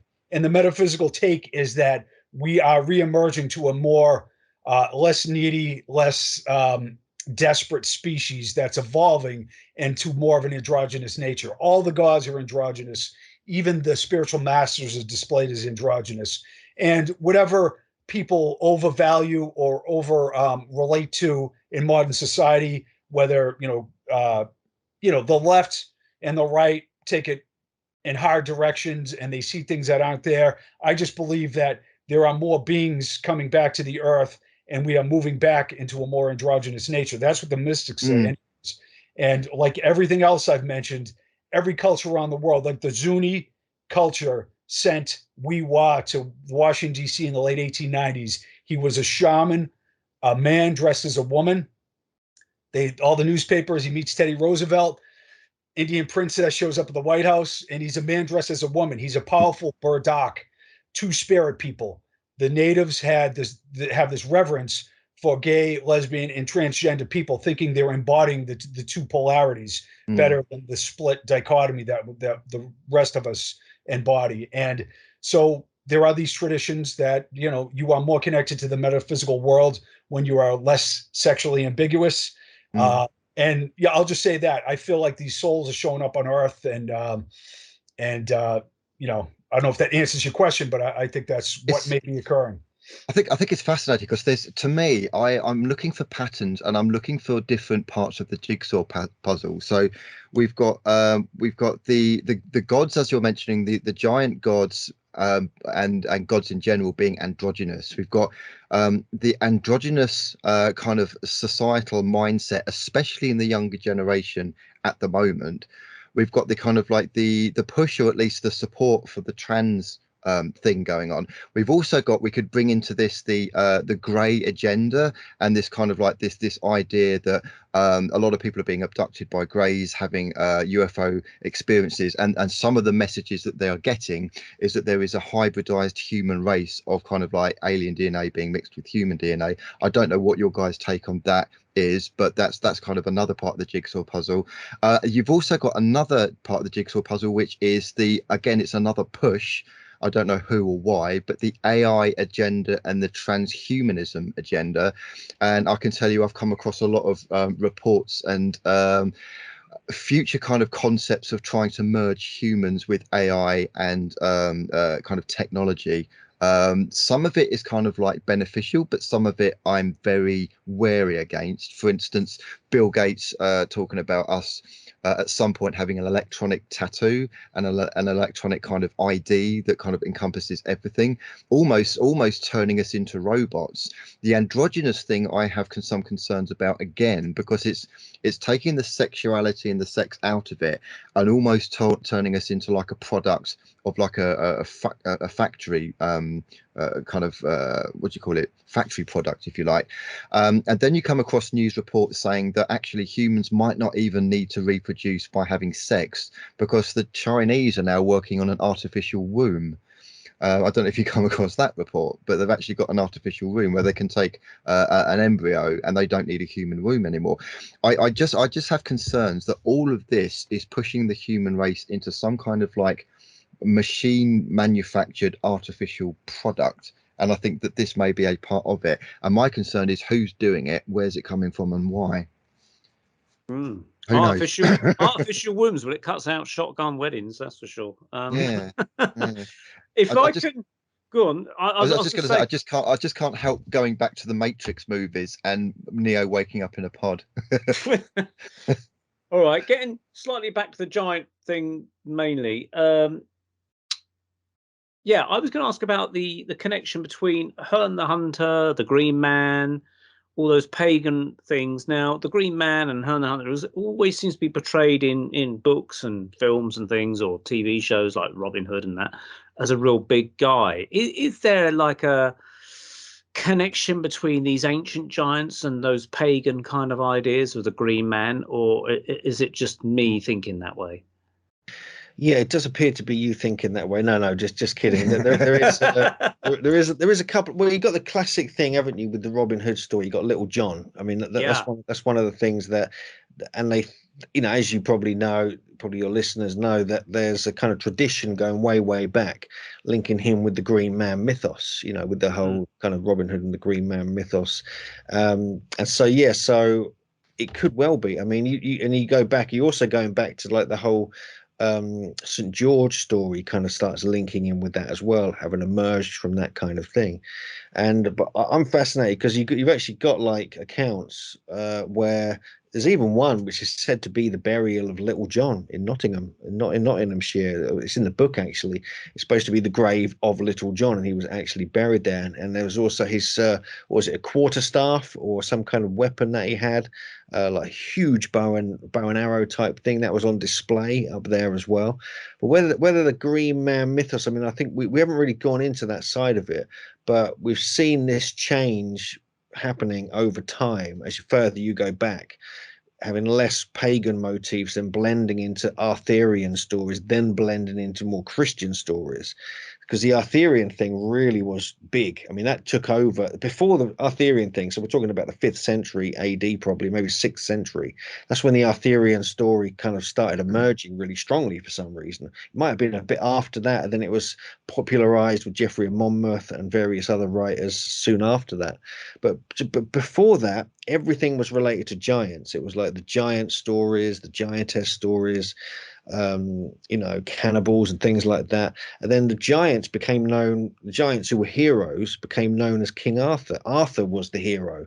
And so the giants who were the heroes became King Arthur, and all the stories got changed over. That's why you have dolmens called St. Arthur's Quoit and things like that, because actually they've changed it.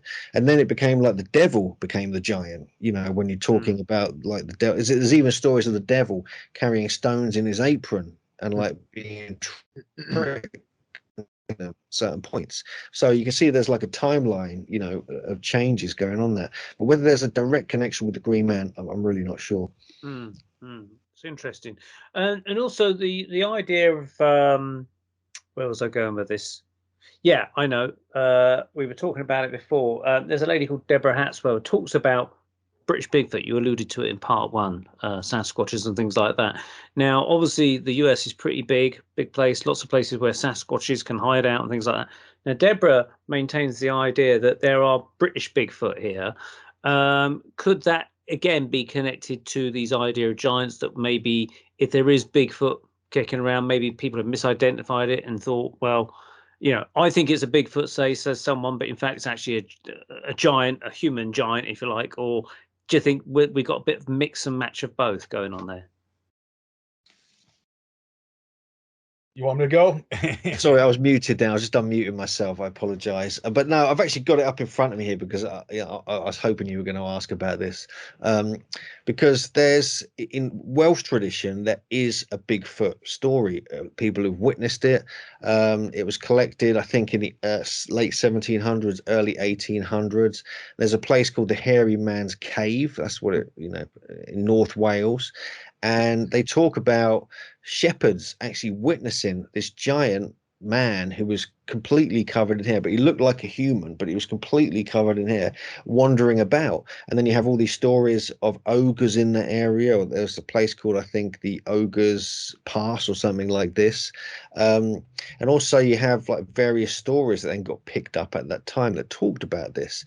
And also you got the Big Grey Man, and you got Ben McDewey up in Scotland as well, where that's got supernatural connotations, where they often hear kind of footprints, and then they witness this kind of shadowy grey being which looks like a big hairy creature.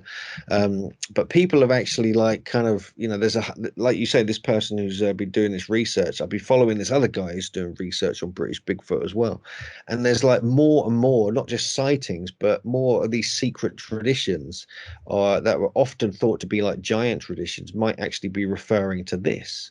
Where you sort of, things are sort of talked about at a great distance and so forth. But often with like, even on Cadi Idris as well, where you get the giant Idris, up in North Wales in Gwynedd. You have he's like a holy astronomer of Britain. He's like a master geomancer, laying out the land and ruling in the 5th century AD and so forth.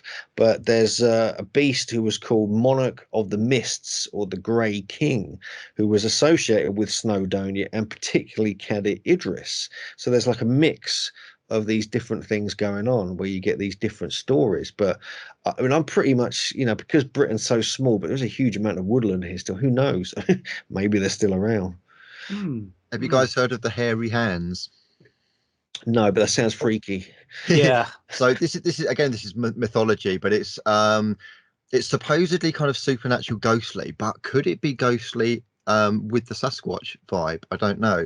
But the hairy hands is basically a legend in Dartmoor in the English county of Devon, where drivers reportedly kind of like are driving along a certain stretch, and there's these a pair of hairy hands that appear and kind of like take over the wheel of the car or something. I think that's along the lines of it. Yes, exactly that. I'm on their Wiki driving instructor. I think. I'm on Wikipedia looking at it at the moment. But what sparks it off is talking about the hairy side of things and the hairy man's cave. And I'm pretty sure on Strange But True, the show with Michael Aspel in the 1990s, which I was addicted to and absolutely loved it. Anyone listening to this show right now, just go onto YouTube, Strange But True, Michael Aspel. It's absolutely fantastic series. After you watched our show. But yeah, and I'm pretty sure the hairy hands was on that. And just talking about the hairy man's cave, yeah, these ghostly hairy hands try and take over the wheel and kind of steer you off into the bogs. Whoa. To be lost forever. It's kind of fairy realm stuff, isn't it? It's kind of sort of hitting into the fairy realm. That's the kind of thing where you get like trickster kind of energies, kind of like messing, things like that. I'll throw out there that Edgar Cayce specifically stated that in Atlantis, the negatively oriented sons and daughters of darkness were genetic engineers who created beasts of burden to till the lands, to carry out tasks. They were called the Things, and it sounds like this Bigfoot-like creature that it was a mixture of a beast of burden with a high intellect, and the Rudolf Steiner, Blavatsky, the Freemasons, the Rosicrucians, they all claim that Atlantis was a reality, destroyed flood. And then you have, like Casey said, that the giants were part of the population and the genetic mix as well. And these lost lands are talked about in the British Isles and elsewhere, like the Tuatha De Danann. They come from 4 island continents. And then you have High Brazil and Lyonese. And we know that Doggerland in the English Channel, is that correct, was this huge landmass that was submerged like 8,000 BC. So you have this idea of these creatures, possibly this Bigfoot, being a byproduct of this lost land and genetic intervention or creation. And it's funny because Casey, most of his stuff was just like run-of-the-mill medical medium stuff. But then he started, he had a huge following. He's the father of holistic medicine.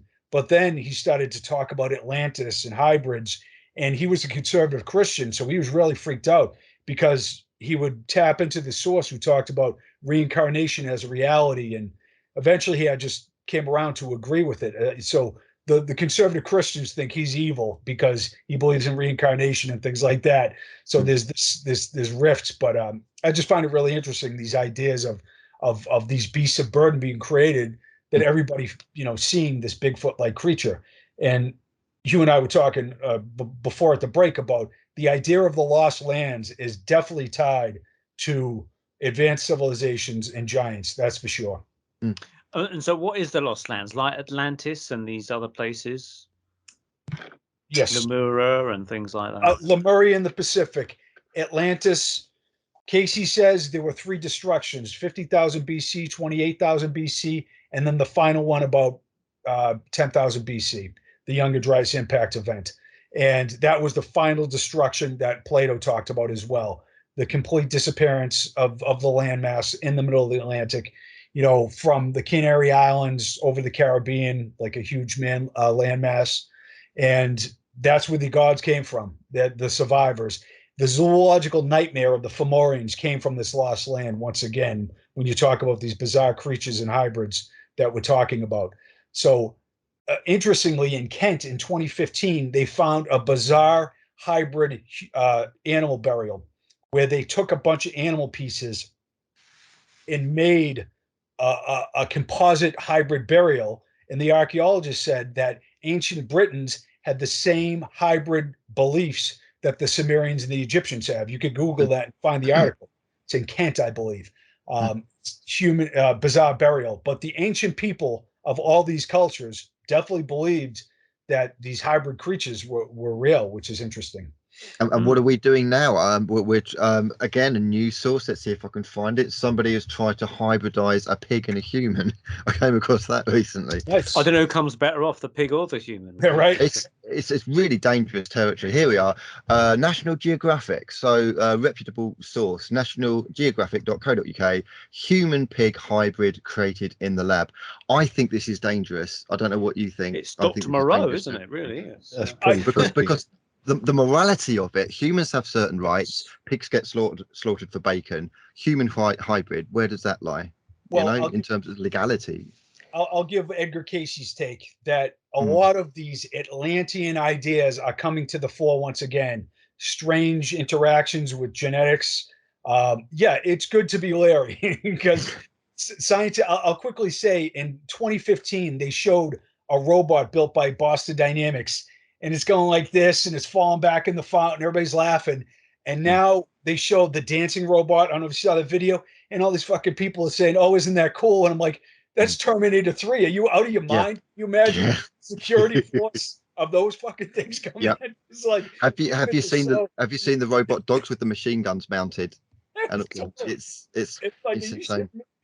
I'll tell you what, this is all starting to sound like the stories of ancient Ireland, both of what you're saying there, because you got like the Furbolgs and the Fomorians had these grotesque combinations of different creatures. This is like talked about, and the Tuatha Dé Danann and I think the Fomorians as well had this high level descriptions of technology and weaponry, talking about kind of advanced laser technology and like speed and like boats that could go across the water and things that could fly, things that could make you travel through space and time and things like this. And this is all talked about in these old stories, as well as these strange hybrid creatures. And we're talking like in Britain here or Ireland. And so, what's happening now may have been happening back then, because they seem, they were an advanced culture back in these ancient times. It's just a different way of doing things.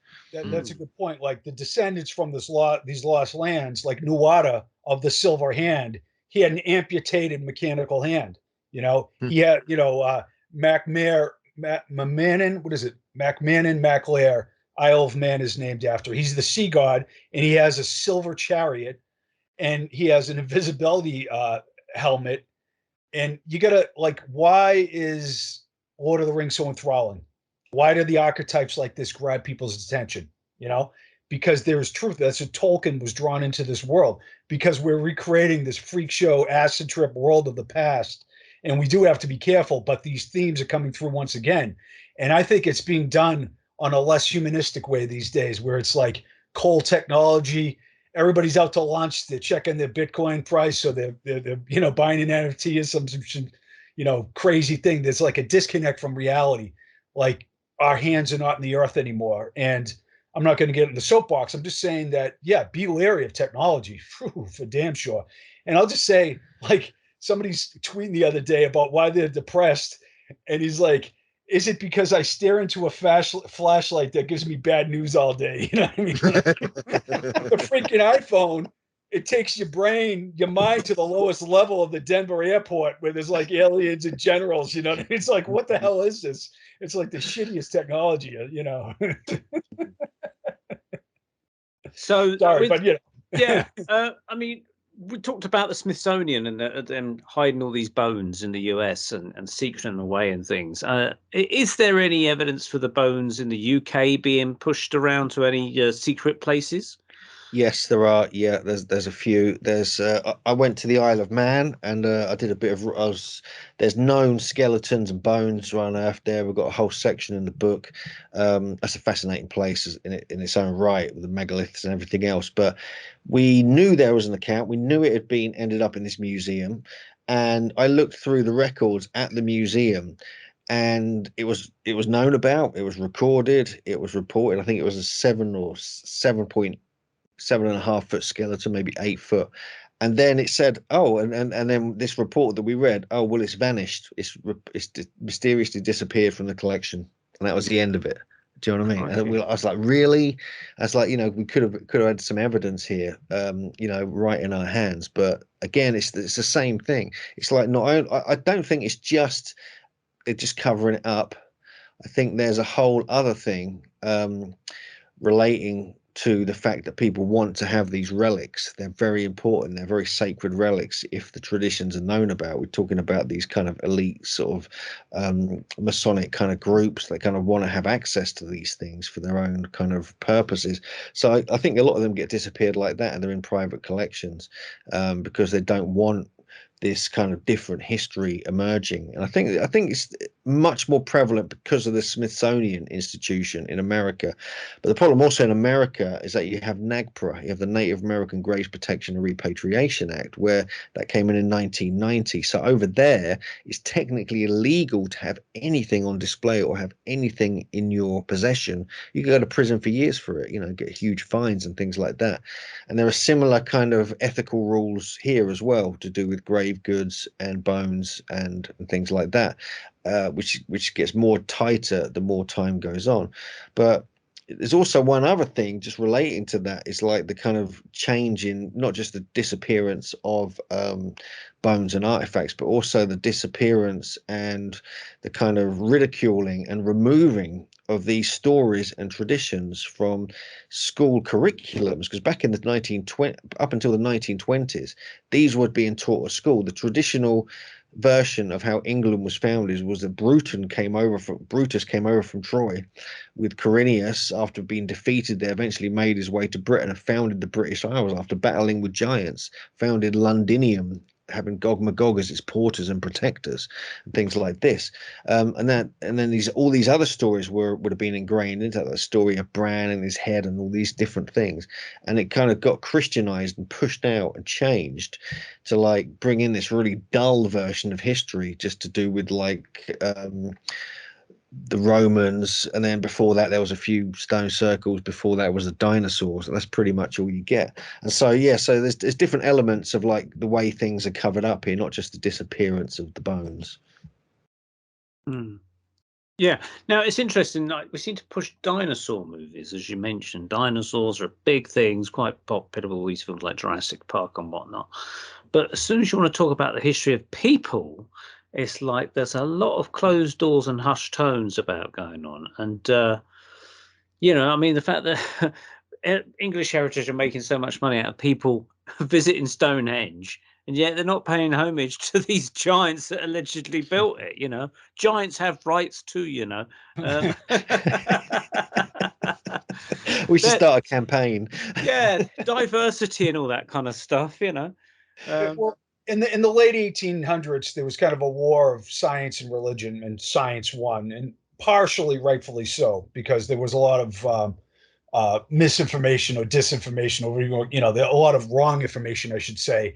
The Earth is 4,004 years old, things like that, where the science wrested away control of the narrative, if you will. So these ideas of giants, they're considered mythological, religious ideas of a flood. I'll just quickly say James Lawrence Powell, one of the prime scientists behind the Younger Dryas impact hypothesis, just came out with a scientific paper called Premature Rejection of Science, Premature Rejection of Science. Yeah. So he talks about how much skepticism he faced with the idea of a cataclysm. And now it's been verified. There's so much science behind it. This Younger Dryas event that happened about 12,000 years ago. And he talks about the main skeptics called his theory and his colleagues' theory pathological science. They equated it to UFOs and aliens, all in the scientific paper. And basically, their critique was based on no valid science. It was like hysteria. And these guys are trying to rewrite history, and they're being mythological and all these ideas. So that is the downside or the dark side of science. there isn't an appreciation for the oral traditions or the religious documents. And because of human nature, that can turn that into a filtering mechanism. You know, is everybody on the same page? Like, let's cover this shit up? No. They found hobbits in Indonesia in 2003. They found Denisovans in 2010 with giant teeth. They just found in 2018 the Dragon Man skull from China, a Denisovan skull, we believe. That's absolutely enormous. And we'll see what the thigh bones yield. Hopefully they find more evidence. So I don't believe in these ideas of massive cover-ups. But, you know, you get it, like the Smithsonian never accounted for what their scientists found, what their scientists recorded. They had a racist and zealous head of the anthropology department for like 50 years, Dr. Hrdlicka. And he, in fact, believed nobody entered the United States before 2000 BC for the longest time. They had a lot of theories that are absolutely wrong. And now we know people were in the United States at least 23,000 years ago. And there was a raging debate for decades and claims of contamination of evidence and incompetence in the scientific world. It's like a soap opera in the academic world sometimes, the way they go at each other and the way people are wedded to their theories. So the human ego probably has more to do with these ideas than dark corridors and secret warehouses, in my estimation. But I'm open to the idea of like strange shit going on behind the scenes. But you got to think validly. Don't drag in every academic and every scientist into the mix, that because you lose people like that, because it can't be. You can't have a overreaching conspiracy that involves like all these people. But I think rather than a conspiracy that involves all the people, I tend to look at it like there is a scientific dogma or doctrine, almost like a religion. And if people often think about their credentials, they think about their pensions and their positions and their titles, and sometimes they veer more towards the official line to try and kind of save their careers than what's actually true. In the same way that a bishop may have a slightly different idea from what the Pope says, but obviously doesn't want to get burnt at the stake in the medieval times for going off piece, so to speak. I completely agree, and I'll just say I find science is like kind of like an atheistic cult, where they're too far on the other side. They don't embrace, you know, these ideas of near-death experiences and reincarnation and the mystical realms. And the ancient scientists like Pythagoras and Plato, they all went to mystery school initiations. They all blended science and spirituality. And the ancient people that Hugh and I are talking about, they clearly had this megalithic science that was a blend of both. And you can see what happens. You have the Middle Ages when organized religion takes over, and they're dumping piss on each other's heads in the streets of France. And then you have the Elon Musk world of every billionaire has their own spaceship and mega yacht and owns a shitload of crypto. So, you know, the blend of science and spirituality is where it's at. That's my point. You do get exceptions, because Neil, we've had a neurosurgeon or a very kind of mainstream medical doctor that actually had a near-death experience. Do you remember him? Dr. Ian Rubenstein, a regular GP or MD. No, there was another one, an American guy. Yes, but he wasn't on our show, but we've discussed him. That's I thought he was. Yes. Oh, okay. He was from Harvard. I know who you mean. I've forgotten his name. Yeah. His name was like Abel or something like that. And when he came out, he had a page Newsweek article. I'm like, oh great, they're going to embrace this. He was dead for a long time, and everybody all his colleagues shit on him like he was, you know, it's like you're a member of the club until you aren't. And I was kind of bummed out. It's like, what's his third grade? The guy clearly had this experience. Doctor, and it's like Abel or a man or something like that. But anyway, you know, I don't want to go off on a tangent, but it's good to be open-minded about these things and understand it's a blend of science and spirituality. And that's what Hugh. We're not anti-science, we're not anti-evolution, but we embrace and are open to the metaphysical realities as well. Yeah, I'm not anti-science. I'm anti-cult. I'm anti-cult. Now you've done the British Isles, what's the next plan for the next book? Well, I think we are going to eventually do the worldwide book, but it's going to be ridiculous. It's just, you know, just what we found in America and in Britain. We've cut out thousands of accounts already, so it's going to be fun trying to put that into an average size book. But eventually we'll be working on that. We've got a few other projects we're working on. I'm working on a couple of things myself. Jim's doing his fish gods book, which he's working away on, is with the Atlantean connection. But we're going to get our heads together probably in a year's time, and probably kind of focus on that, because we have collected accounts and we have got some remarkable stories and myths and legends that all fit in with what we've done already, that no one's really heard about. I mean, this is kind of like it's just not out there. Half of our book we had to like dig into records and purchase these strange out of print academic books that been out of print for 25 years, just to get all the data together. Even some of the myths and stories would have been lost if it wasn't for one particular guy collecting them, from his local kind of elders in Wales back in the 1920s and 30s and things like this. So you got to there's little things like this people don't realize. We've had to go on microfilm in libraries to discover accounts and get photos that were previously lost because they're just not on the internet.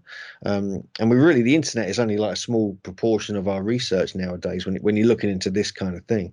But I think we're going to have to do we have to do a trilogy of books, I guess. And we're also going to do a little wooden book on giants, probably called the Little Book of Giants, eventually, which will be a bit more fun, a bit more tongue-in-cheek.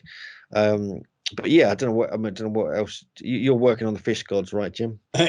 Yes, I'm working on a book about the androgynous nature of the gods, and I like to look around the world, and like I said, you find so many similar things. That's what piques people's interest, because it's like so well beyond coincidence. It just opens you up to really hypothesize about what it means.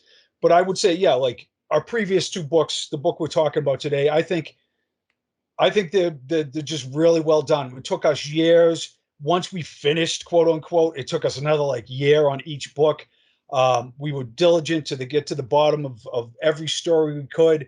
And I think we just portray kind of a story that is rooted in science, but rooted in mythology as well. And I think people hopefully will appreciate that. Look at the reviews on Amazon. If anybody's interested in getting the books, we get pretty good reviews. And I think that Hugh and I bring a sensibility to the ancient mysteries world. We're not blowing smoke up people's ass. We're not scammers. We're not bullshit artists. We like to dive into these ideas because there's a metaphysical story as well.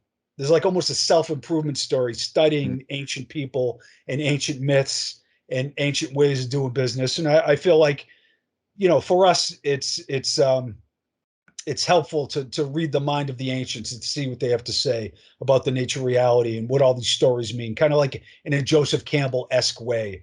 So, I will say that the archetypes are there, the information is there. Be open to these possibilities, and I'd recommend our books, not to talk our game up, but I think they're very well written and very interesting. I think our audience are very open-minded. This is why they watch us and things, apart from the odd skeptic who just watches us for fun because they're bored on a Saturday night and they have no friends. But we love skeptics. We love them. So Megalomania, is that the website that people can go to, Hugh, for information? It's Megalithomania. Megalithomania. Just to make sure people don't think we're megalomaniacs. Yeah, just want to clear that one up. Megalithomania.com, is it? No, it's .co.uk. But if people just search for the giants of Stonehenge and ancient Britain, they'll find me and Jim. They can just, but most of it's up on there. We've got a sort of Facebook page dedicated to the book where we do updates and things like that. And also our YouTube channel, Megalithomania UK, has tons of stuff with me and Jim talking about this. We have free lectures and everything else. And it's worth looking into this. I mean, I think it's personally, I see it as like a missing chapter in British history because it's not been covered. The only person who covered it, we must mention, is Anthony Roberts, whose book Sowers of Thunder, that came out in 1978, was a revelation. He was contemporary with John Michel. Paul Devereux wrote the foreword to that book, and it was about the giant myths. And he was the first to really notice the geomantic connection with these giant stories, how geomancy, ley lines, earth mysteries, which was becoming big in the 70s. It was actually recorded in these myths and legends and stories, but no one had noticed them before. And so we've kind of taken that as our springboard and found hundreds of other kind of stories and accounts that kind of fit in with that theory. One other thing, note the name of the book his book was called Sowers of Thunder. Now that's one of the other paranormal supernatural elements, is that when you disturb a giant's grave, even in modern times, great thunderstorms and lightning and bad luck will occur. And we do a whole chapter devoted to that. We've got, and this happened over and over again. We're talking about a whole different level to the whole King Tut kind of Tutankhamun kind of thing. We're talking like people literally start digging a grave. Within seconds, a giant thunderstorm and lightning is happening, almost as though there's a connection, like these sites were kind of had a spell over them, or some kind of ancient science we don't yet understand.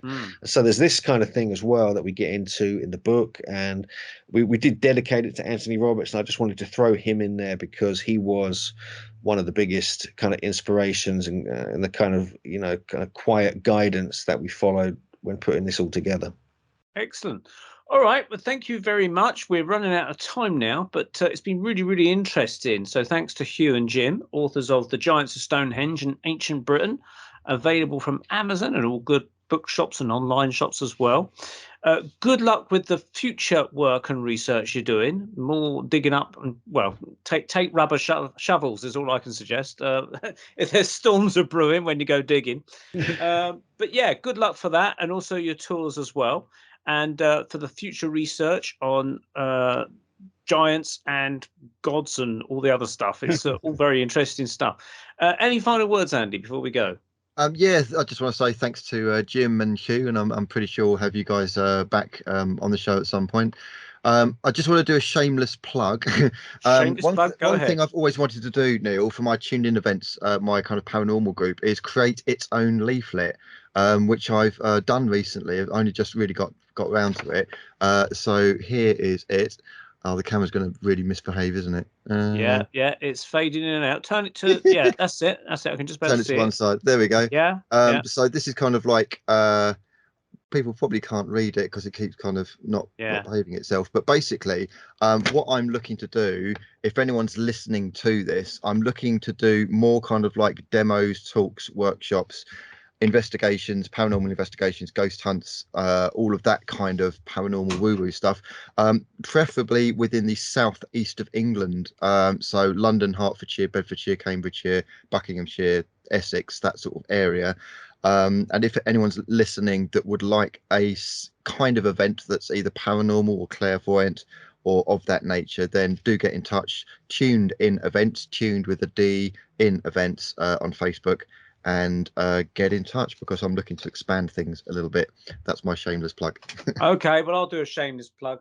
I will be speaking at the Probe Conference on May the 22nd up at Lytham St Anne's, where I'll be talking more encounters with fairies, ghosts and spirits. So go to probeinternational.com or .co.uk to find out details and you can book tickets there. But anyway, we're out of time, so thanks very much indeed to our guests. Thanks very much indeed for you for listening and watching, and stay tuned for next time on the Paranormal Peep Show. Good night. Take care.